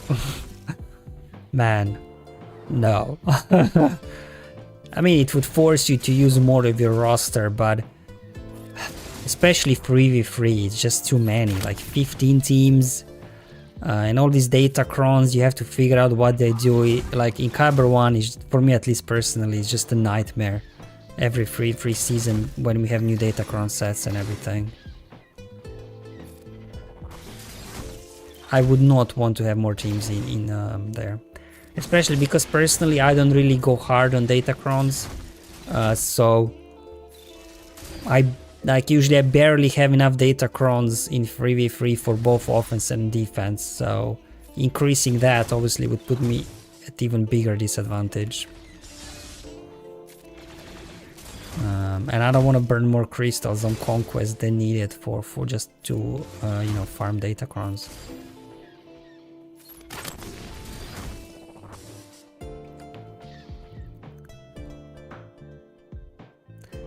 The GL ticket change introduced yet where they don't consume a loss. I unlock Leia in a few days and her T2 is really horrible.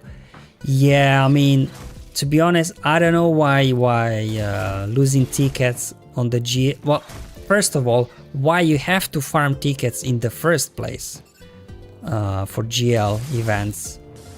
I don't know why, because, you know, it's already a huge investment with the relics and farming and everything, but... fine, but yeah, losing tickets is no fun, because some of those tiers in all this, you know, I mean, we have guides obviously and, you know, suggestions, but RNG still gets you. Also, Jedi Master Luke was a tier 3 is annoying.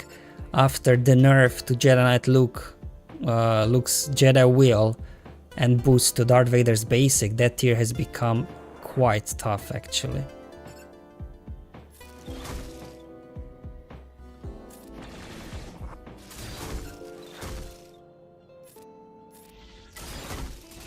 Yeah, so that was a good move. It shouldn't be like that in the first place, losing tickets, but yeah. I'm definitely glad for all the new players that, you know, well, even for myself when I'll be, you know, working on Galactic Legend Ahsoka in like what, 6 months, in 6 months time when I'm ready, it's good not to lose tickets anymore. Okay, that's good, you don't have to remod, yeah. But an Omicron, yeah, it saves you time, I guess, so if you do have spare Omicrons, why not? Because let's face it, like, how many Grand Arena Omicrons really make a difference? Like, I'm at a point where I think I'm sitting on 3 spare Omicrons, and I don't see any Grand Arena Omicron that I don't have yet worthy. Because they just don't make a whole lot of difference, a lot of these Omicrons, right? That they have been releasing lately. Ezra obviously is good. Mostly Conquest units are worth the Omicrons, but all these marquees lately, I don't know, I just don't see the need for to, you know, put so many Omicrons on the teams and everything.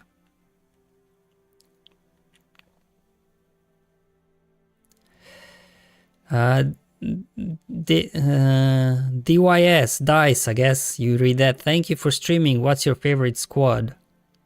My favorite squad? One favorite squad in my entire game? I don't know. It's a tough question. What would be my favorite squad? I don't know. Just thinking right now. My favorite squad. Huh. I don't know.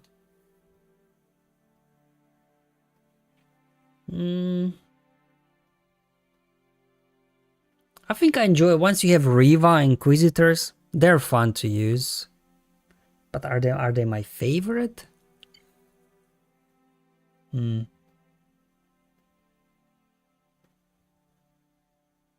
Well, thinking about it, Darth Bane, right? Well, it's not a full squad, it's only duo. It's gotta be Darth Bane, man. Definitely. Definitely Darth Bane. My favorite. Probably not a surprise. It's probably like everyone's favorite. Increase teams, but decrease 3v3. Oh, yeah, I don't know. I feel like if there's a change needed, it should be territory wars. Not necessarily increase in teams, but a new reward structure, right? Because it feels like territory war from all the game modes is now kind of least rewarding when it comes to rewards. And all the reward brackets are like what? The highest reward bracket is like 300 mil something, and you know what our guild is where it's at.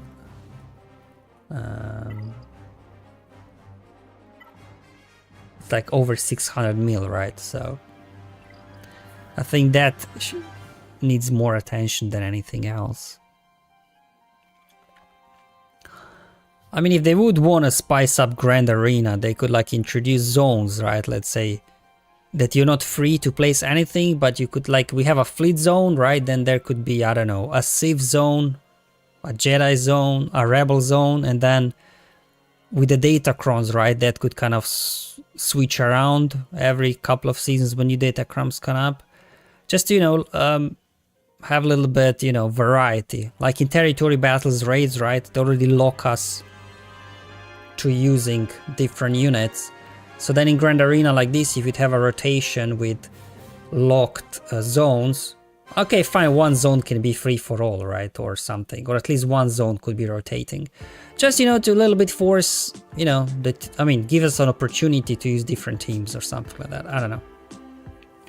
But I guess, you know, it depends. Some people may not like that idea. I'm just coming from a viewpoint of how could I use my entire roster in the game. That's why, yeah, for me, territory battles is basically the only game mode where you can actually enjoy your entire roster, right? So just look at this Sector 4, how many teams, right? Sector 3 as well, when you have all these planets. So this is like, that's where I actually use my entire roster if I'm playing manually.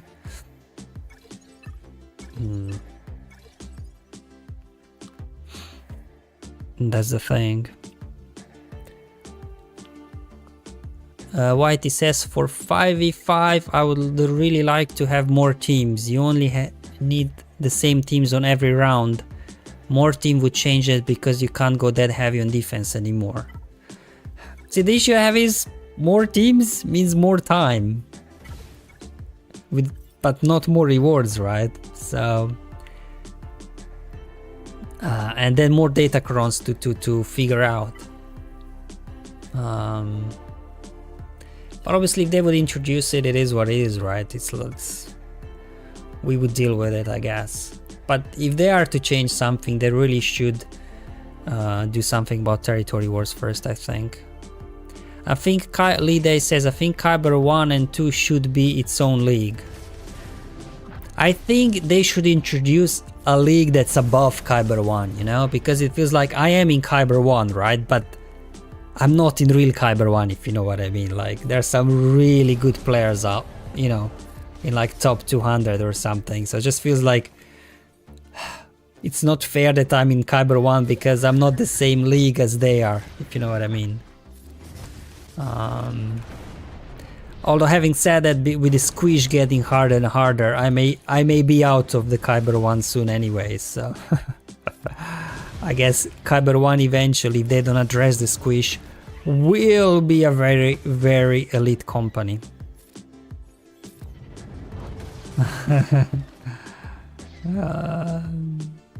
Let's see what else is there. Trent says the Sidious solo battle on SC tier was also horrible. I didn't find that one particularly horrible. If you have Zeta obviously on Sidious, without Zeta yeah, it is a bit tougher. But with the Zeta and right modding, I didn't find it that terrible actually. Years ago says sitting on 6 and I'm afraid to apply any. Or is that the Omicrons? Why are you afraid to apply an Omicron?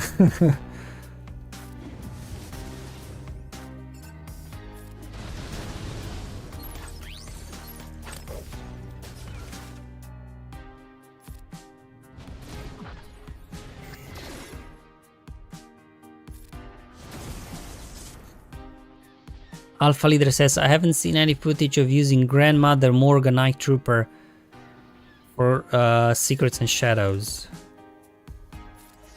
I've seen Arnold doing a video.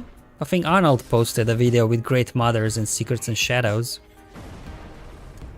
I think it makes it, from what I remember, it makes it easier, yeah.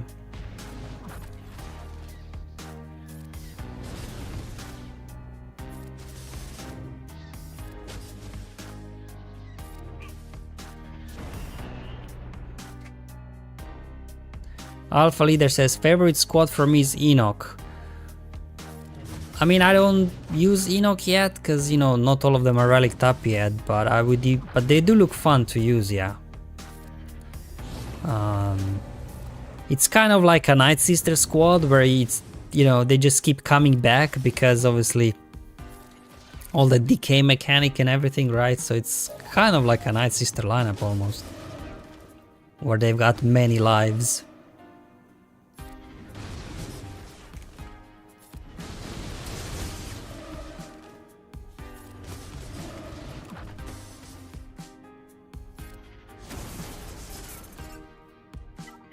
There we go, I think we can hit auto at this point. Yeah, DK mechanic is fun, yeah. HK, then they'll make a zone forcing us to use the newest marquee. Yeah, you got a point there. That's probably correct. Let's not give CG any ideas, right? I take back my idea. I don't want locked zone. You are correct, let all the zones be free. Maybe make more zones, but you can... Speaking of zones, do you know what I would really like to change about Grand Arena? That you can't see your opponent's score until the round ends, right? So then you're not at disadvantage of going first, and then your opponent knowing exactly how many banners they have to eke out of a battle. And then, you know, you lose by 1 or 2 banners just because you went first. That's what I would really like to see in Grand Arena. That only when round ends, the score is revealed. I think that could be a nice change. Lee Day says, I dislike the repetition of territory battles. If I complete a territory battle stage, I don't want to do it again and again and again. I can understand that. Like for us, the first 2 sectors is just basically autoplay deploy. So until we get to sector 3, it's really like... I get it. It's tough. Like everything has a good and a bad side, right? But definitely... Yeah. Or you know what they could do with territory battles? Actually, just thinking about it, they could swap out some planets out. Like we've been hitting these, especially Sector 1, these battles, they could just swap out the planets with different planets, different missions. You know, periodically they could swap out the planets instead of adding more. They could just swap them out. So that could a little bit make it more fresh. And just have them on a rotation of some sorts. That could make it a little bit more interesting, right? I think. Because we did get 2 new planets, but I don't want more planets. It's already tough as is, right? Trying to complete everything. But swapping out planets, I think that could be nice. Lida says, with current squish, if you're in Kyber 1, you are really in Kyber 1. I don't know, but yeah, I think it's getting worse and worse squish, isn't it? Hold on, how do I check this out?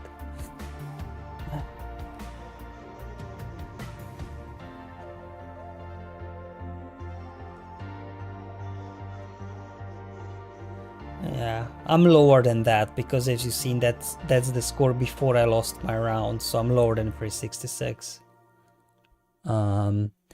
But lately they've been squishing about 80 points, so probably I'll be down to like what, 36-30, so just about in Kyber 1. Just about. How long do we think before Punishing 1 will become farmable? I don't know, another month or so, I guess. I'm hoping they put it on a fleet node, because I got lots of fleet energy piled up, because I'm not using it for anything. I'm just waiting for something useful. I hoarded it up thinking Punishing 1 will be a galactic chase event, not a marquee, but... Trouble on Demand says, same here, every time I get to up around 200 to 300, I get slapped. Yeah, once you get to like top 300, things become tough. You've got all these people with their crazy datacrons and stuff, so I don't even try that hard anymore. Lide says, I touched Kyber 1 before the squish, now I'm fighting to stay out of Kyber 4. You see, that's the problem, like Kyber 1 problem is not just the problem for us that are trying to stay in Kyber 1. Kyber problem is for everybody in all the leagues below, because all the players from Kyber 1 get pushed to Kyber 2, then Kyber 2 players get pushed to Kyber 3. Kyber players get pushed to Arodium, right? Arodium gets pushed to, I don't know, Bronzium, Chromium, and before you know it, everybody get pushed back. Oh yeah, it's a crazy stuff. Alpha Leader says December 16 to 30th, says for the Punishing 1, so a couple of more weeks, I guess. Is Marok becoming next farmable and then Punishing 1, probably. Nightmare says, hey Beat, where was that place you went again in the video of you hiking around that beautiful canyon? Beautiful canyon?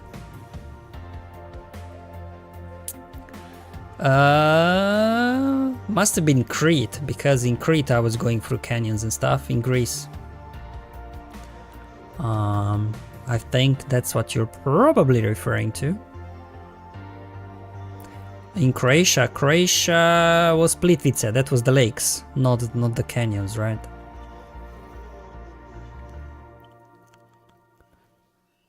Alpha Leader, we all know it will be Cantina. What, Cantina farm for Punishing 1? That's okay. Swagga Gameplay says, it would be great if you post a video with Great Mothers, as we are going to have every assault battle twice this month. A lot of people have Great Mothers now. I can try Great Mothers once the event comes back, yeah. We can do that. See if it makes it better. Make them seemable. Assault battles or territory battles make seemable. Alpha Leader says, yeah, I agree, make him simmable. If you freestar any combat mission, at least once should be simmable permanently. Oh, for the territory battles to sim. Yeah. I guess. Lide says, well, the squish is wrong at the moment. Kyber 3 are getting squished. 70 points. Kyber 3 shouldn't get squished at all. Yeah, I don't know. Like if I were to design a formula for these leagues and stuff, you would just have to set it, right? Say, okay, I want 1% of players in Kyber 1, 2% of players in Kyber 2, and that's it. Like you don't need to grow or shrink the leagues, right? Just with every adjustment, you adjust it so that the sizes of the league stay the same. Well, not the amount, the number, because obviously if the player base grows, then also the leagues grow. Just the percentage of the total players that sign up for GAC or something. And not be so focused on these skills, like trying to maintain the size of leagues based on skills points and squishing skill points, but just take percentage. I think that's a very simple solution.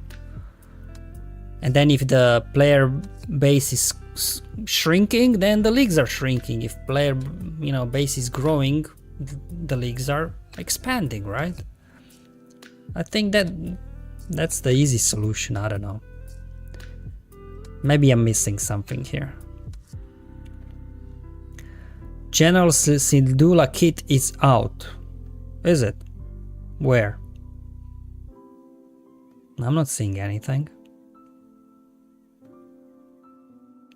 Because usually we get it on the Discord, right?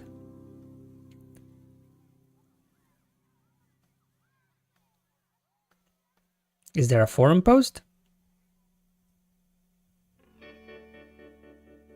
No, so many new characters released on Cantina. I have a huge backlog. I know. I was at that point as well, but then at some point, well, you just take your 2 weeks farm. I think maybe more for early players, Cantina is more annoying, like because you're trying to farm your signal data, yeah. Alright, hold on. Alright, it came through to my Discord channel as well. I mean, it's not that kit reveals really mean much to me, to be honest, because until you actually see a unit in action, right, you don't know how it will perform.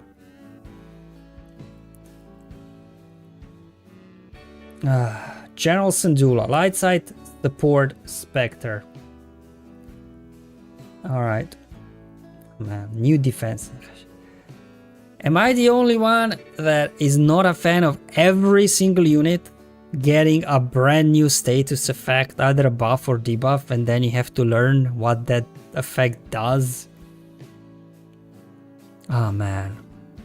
I think it's just becoming, I don't know, it's just becoming hard to learn the kits where everybody has some so specific thing. Inflict fracture on enemy.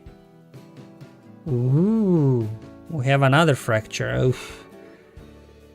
Saves her teammates when they drop to certain health thresholds. Oof. I don't know, man. Galactic Legend Ahsoka has some powerful allies, doesn't she, in her lineup?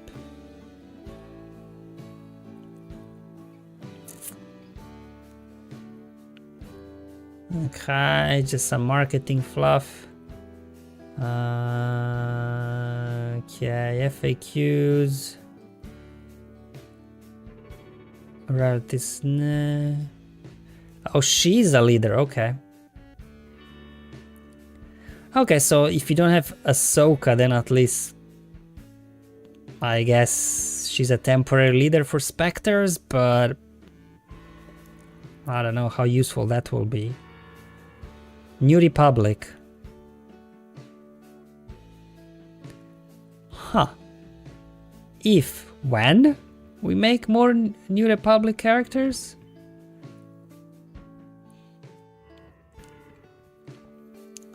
I don't think we actually have a defined New Republic character era yet. Like, Because all the episode 7, 8 and 9 stuff, that was Resistance, right? It was not New Republic. And New Republic didn't last long, right? Because they blew up their home planets in episode 7, so we don't have a whole lot of New Republic units actually to work with, I think. I guess from the Mandalorian's TV show, there is some New Republic in there, right? So they could pull something, but again, they weren't like the main characters in there.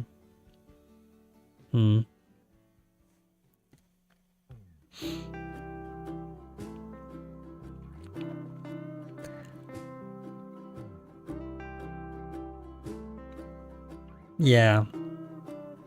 She's got a leader tag. Lee Day continues the squish discussion. The point of squish is to push players towards Division 3.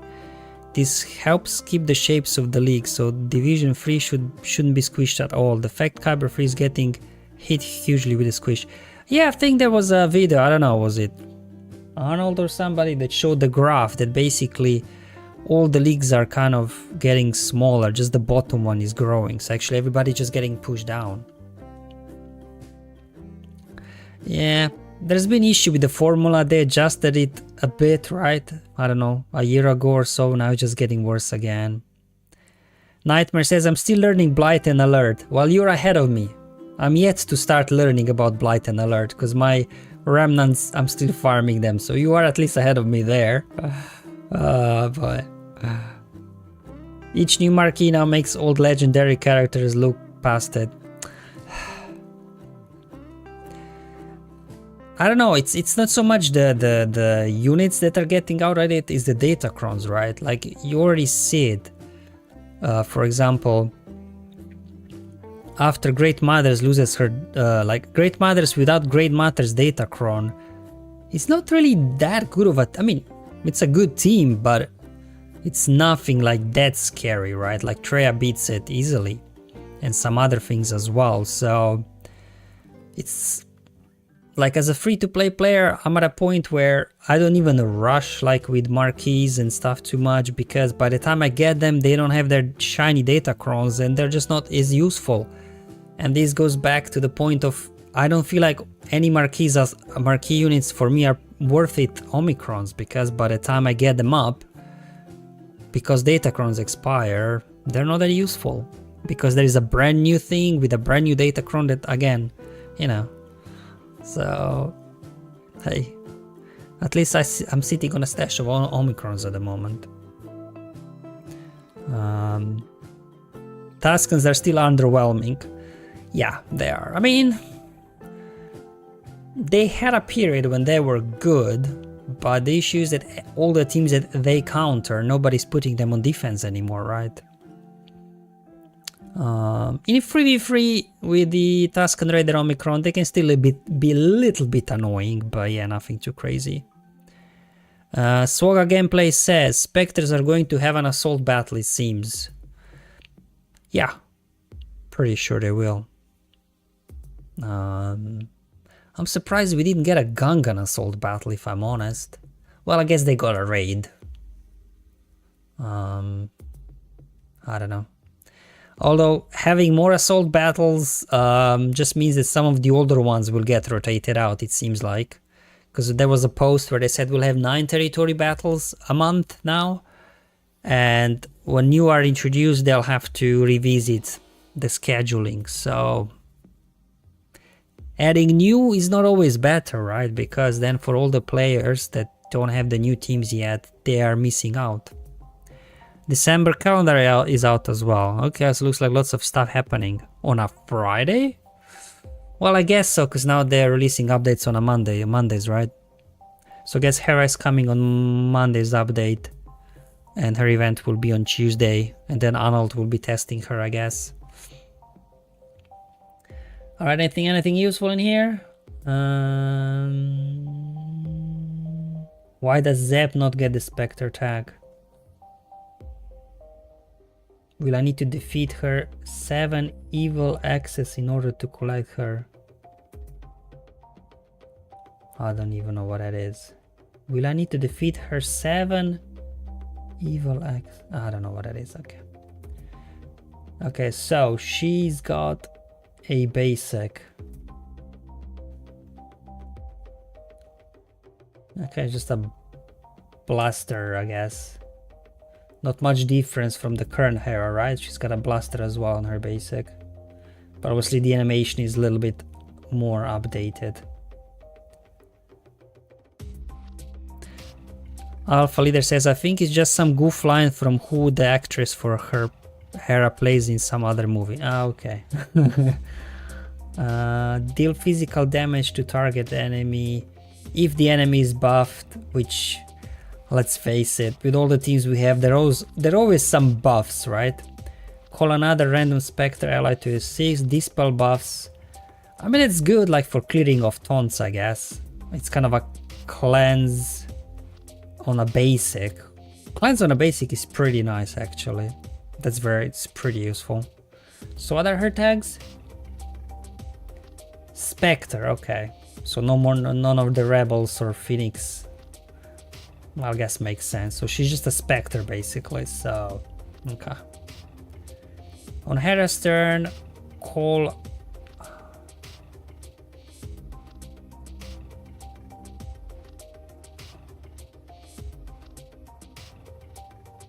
So does that mean she will call 2 people to assist? So if the enemy is buffed, you call assist, and then if it's her turn, call assist. So basically if somebody is buffed, do 2 allies assist then? Trent says, time for me to drop out, have fun conquesting all. Hey, thanks for joining, Trent. Have a nice rest, I guess, of the conquest. Hopefully it goes well for you. So I'm assuming that's gonna be 2 assists, right? If it's her turn. If not, there is just 1 turn. Well, I mean 1 assist. Processing the video. Okay, looks like the video is not uploaded yet. Dispel all debuffs. Okay, so she's got dispel on a Spectre ally. They gain defense, target 10 speed. For each debuff dispelled, then inflict blind on target enemy. I don't know. I mean, versus debuff heavy teams, that could be nice, but otherwise, you know, what Spectre allies who have defense up and tenacity up, dispel them and gain perfect defense. Right, so she will give out this, and this gets dispelled, and then they get this. Like, there's probably a reason, but it's like, why does she not just apply perfect defense? Why does she have to apply something and then it gets dispelled and they get something else? I'm sure there's a reason, but it just, like I said, these kids sometimes, I don't know, they're just getting hard to understand. And perfect defense is 200% defense, resist detrimental effects, immune to defense up and tenacity up.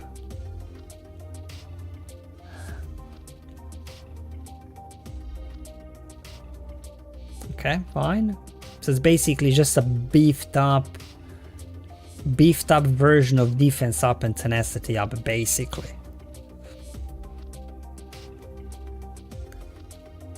Lee Day says, now we have a Spectre. How long until we get 0-0 agents and MI6? Yeah. I'm not just going to sit around. Okay, so she calls in an airstrike. Fair enough. Deal true damage. Well, true damage is always good. Remove turn meter, but only if they have 15% or more. Dispel fracture from enemies and inflict the target enemy with fracture. So this is the whole fracture mechanic, okay? Target enemy with fracture until each other enemy has taken 1 turn or they are defeated. If the target... So hold on, that's a... Inflict target enemy with fracture until each other enemy has taken 1 turn or they are defeated. Okay, so I guess it depends how long this fracture will stick. It's not like Thrawn's, right? Until Thrawn takes a turn. Okay. Okay, we got a taunt for tanks.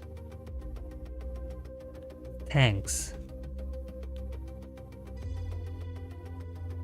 I guess Galactic Legend Ahsoka will be a tank, right? Because Ezra is support, she's support. Hu Yang is a support. Sabine an attacker, so I guess Ahsoka will be a tank. Because otherwise we don't have any tanks in the squad.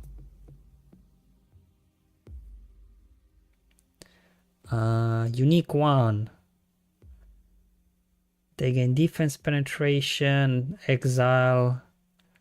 Whenever a Spectre ally uses special ability, they deal true damage. Dang. Wow. I mean, true damage is...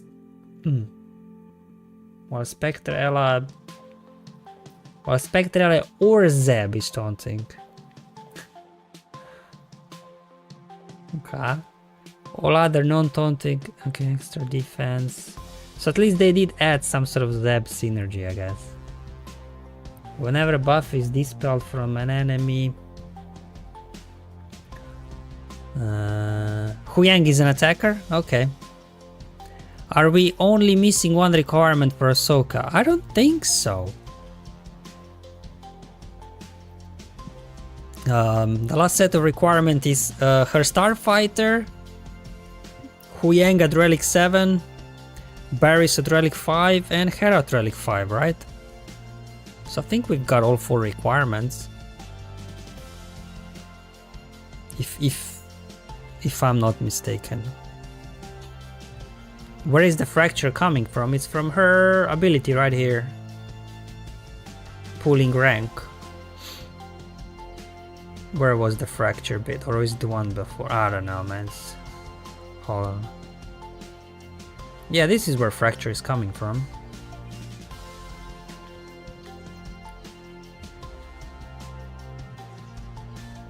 I guess. Dispel fracture from all enemies, inflict the target enemy with fracture. So this ability will fracture somebody. Although it doesn't look like... we can't see the effect icons, but... I don't know. Yeah, so this ability right here has a fracture.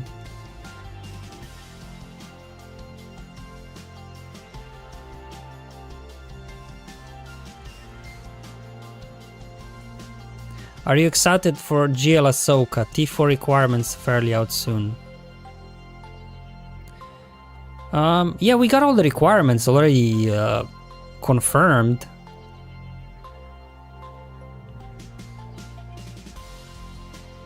It's Hu Yang, Ahsoka Ship, Hera, and Barris at Relic 5. And that's it. It's not Plo, they confirmed it's Barris at Relic 5. Oh, Barris was set free? Oh, sorry, my bad. I must be dreaming then. So we actually don't know who the 4th one will be. Sorry, my bad, my bad, my bad.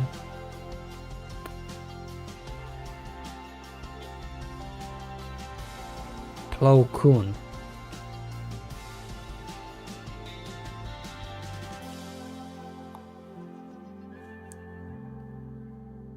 There's a puzzle today.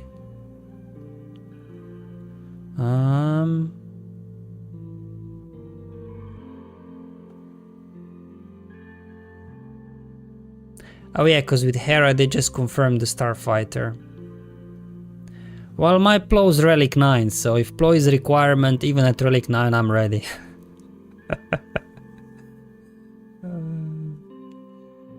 I don't know, I'm surprised Bo-Katan is not a requirement?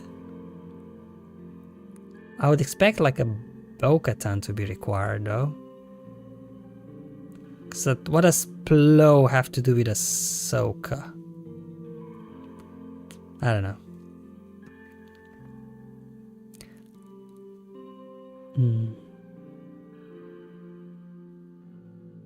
Alright, I think we established that we don't know who the 4th requirement will be, I guess. It's gonna be probably on Monday with the game update revealed, right? Or I think they'll do a puzzle today. Oh, Plo in the Clone Wars found Ahsoka, says Emperor Palpatine. Basically her dad almost. Okay. Well then Plo makes sense, I guess. Okay. Alright, didn't know that he found Ahsoka. Fourth requirement, Padme, hopefully. Yeah, I mean, a lot of people have Plo now, right? Because of the Naboo raid. So I don't think Plo's gonna be that bad. The question is what relic level, right? That's the only question. It's probably gonna be relic 5. I don't think they would go more than relic 5 for Plo, but you never know. You never know. Alright, so her unique. It's got a thing about Zeb. Termeter manipulation, right? Then they get... Am I missing something here? Like... Why they can't just get her buff? Like, why they have to get this and then this turns into her special buff, whatever that buff is called. Perfect defense. I don't know, just funny.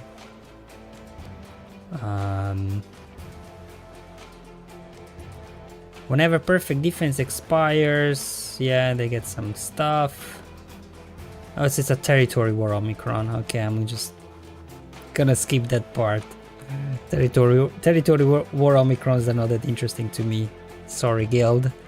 Having said that, I did apply an Omicron to Grand Inquisitor. Guild requested if we can do it. Ready to die, this one. I just applied it last week. Because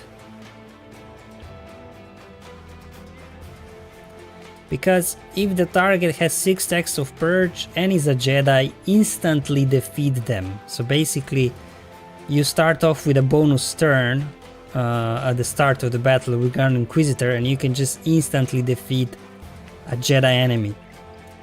And now we have this crazy datachron for Inquisitors that on level 6, whenever they defeat an enemy, they take a bonus turn. So basically, Grand Inquisitor versus Jedi lineups, you just go insta-kill, boom, insta-kill, boom, insta-kill, boom, right? Same like Bo-Katan's, when Bo-Katan, Mandalore had her datachron.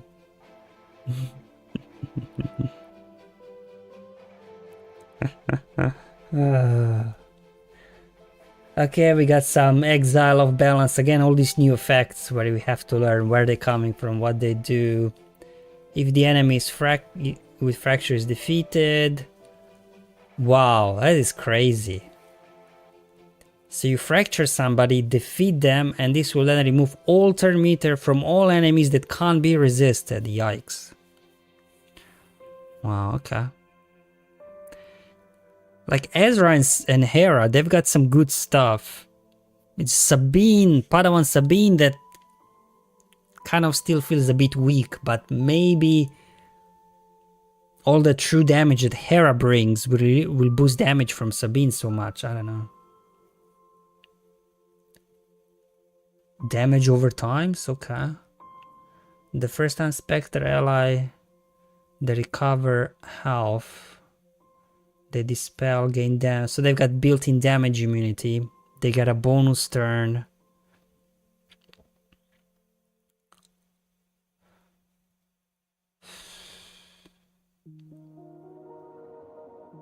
What? If an enemy is defeated in this turn, that ally recovers. Okay. Hold on. So the first time they would reach 1% health, they get a bonus turn and 100% offense, and then during this bonus turn, if they defeat an enemy, they live. If they don't defeat an enemy, they die. Huh, that's an interesting mechanic.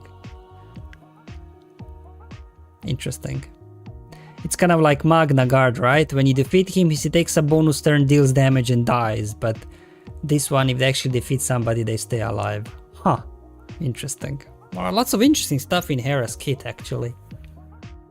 Lots of cool stuff that will give a big boost to the whole Spectre faction.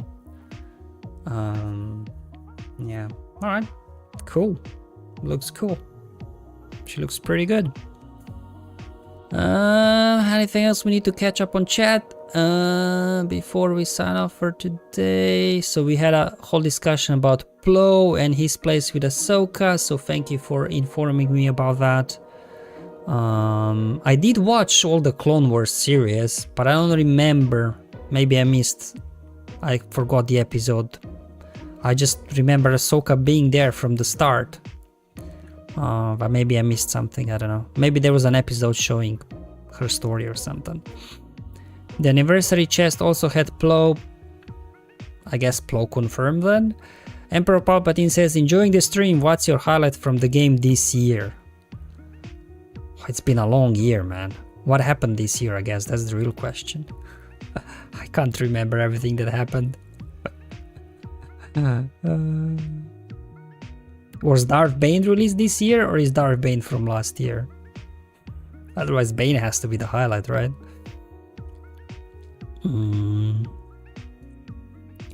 Saga gameplay, but does CG care about if anything makes sense?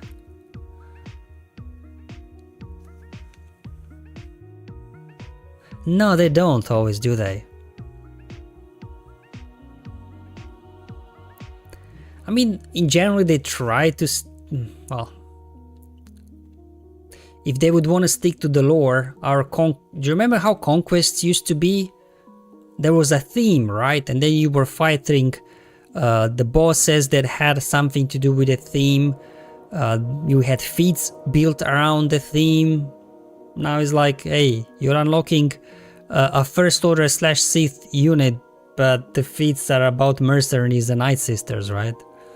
I miss those days, like, you know, because then you could really, you know, get into the mood of the theme and everything, but yeah. I mean, at the end of the day, they are a business, so they're in business of making profits, so I guess, you know, you can't completely blame them, but they could definitely communicate a little bit better, right? Let's just put it that way. A lot of, like, you know, things happen just because there is not enough, like, communication. Like, I still can't believe, at least I didn't see anything officially acknowledge that Executrix is broken after they fixed Chimera, right? So nothing saying like, we're aware of it, we'll fix it. Nothing, like complete silence, and that worries me. Will they just leave Scythe broken with Executrix for another year or two? I don't know. That just worries me that they didn't mention anything.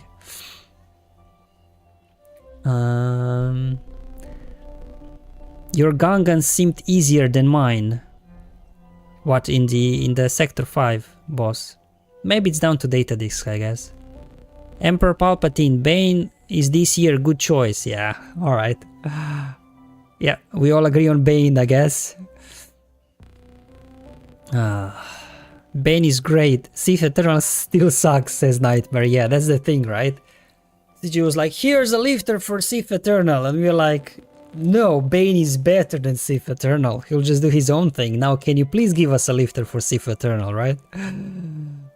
Sora Gameplay says, yes, Conquest used to be related to the character that we were going to unlock, and now it's all about the new stuff. Yeah, that seems to be how it goes. But hey, at least previous run and this run of Conquest, they reduced significantly the amount of battles we need to do. So, you know what, I'm okay with it. So that's not a problem. They're running Smuggler's Run 4 times next month. I hope they make it seemable. Because doing it 4 times a month, yikes. They left it broken for Chimera from release. That's the thing, I didn't realize that Scythe was just supposed to apply Mark under Executrix, because it was like that from beginning. I didn't realize that was a bug at all. So we can only safe to assume they will leave it broken for another 2 years, right? Just to get us back for those 2 years that we used it with Chimera. Lion says, I'm at 530 in 4 days, just unlocked the site the day of the update. Punishing One caused a whole bunch of fleet mumbo jumbo. Yeah, it was just a whole thing, wasn't it, with Punishing One? And the main thing, the change to TIE Dagger didn't really do anything to stop Punishing One. You just messed up like Chimera and Mirror matches. It didn't actually do anything like, I don't know, it was just a funny buff, I don't know. But you know, we'll adapt. As Iden would say, adapt or die, right? Felipe says the theme Feats nowadays would be defeat boss with Conquest Pass Plus. Yeah, that's it, yeah. Emperor Palpatine, we need a proper Sith Eternal Lifter next year. Yeah, we definitely do. See, they could make Dark Ray Lifter for Sith Eternal, right? Instead of for Kylo. Revenge of the Sith anniversary makes sense. Diabel says, greetings from Poland. I love your channel. Thank you. Thank you so much for the love.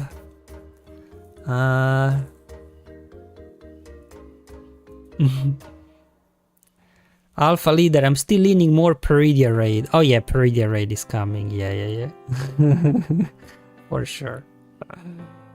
Alright guys, this stream ended up being a bit longer than the other ones just because we got into Hera and chatting about stuff, but you know, it's good every now and then, right, to have a bit of chat about the state of our game and what we think and everything. Kylo does not need a lifter. No, he does not. Armorer, Daka and Zombie are his lifters, right?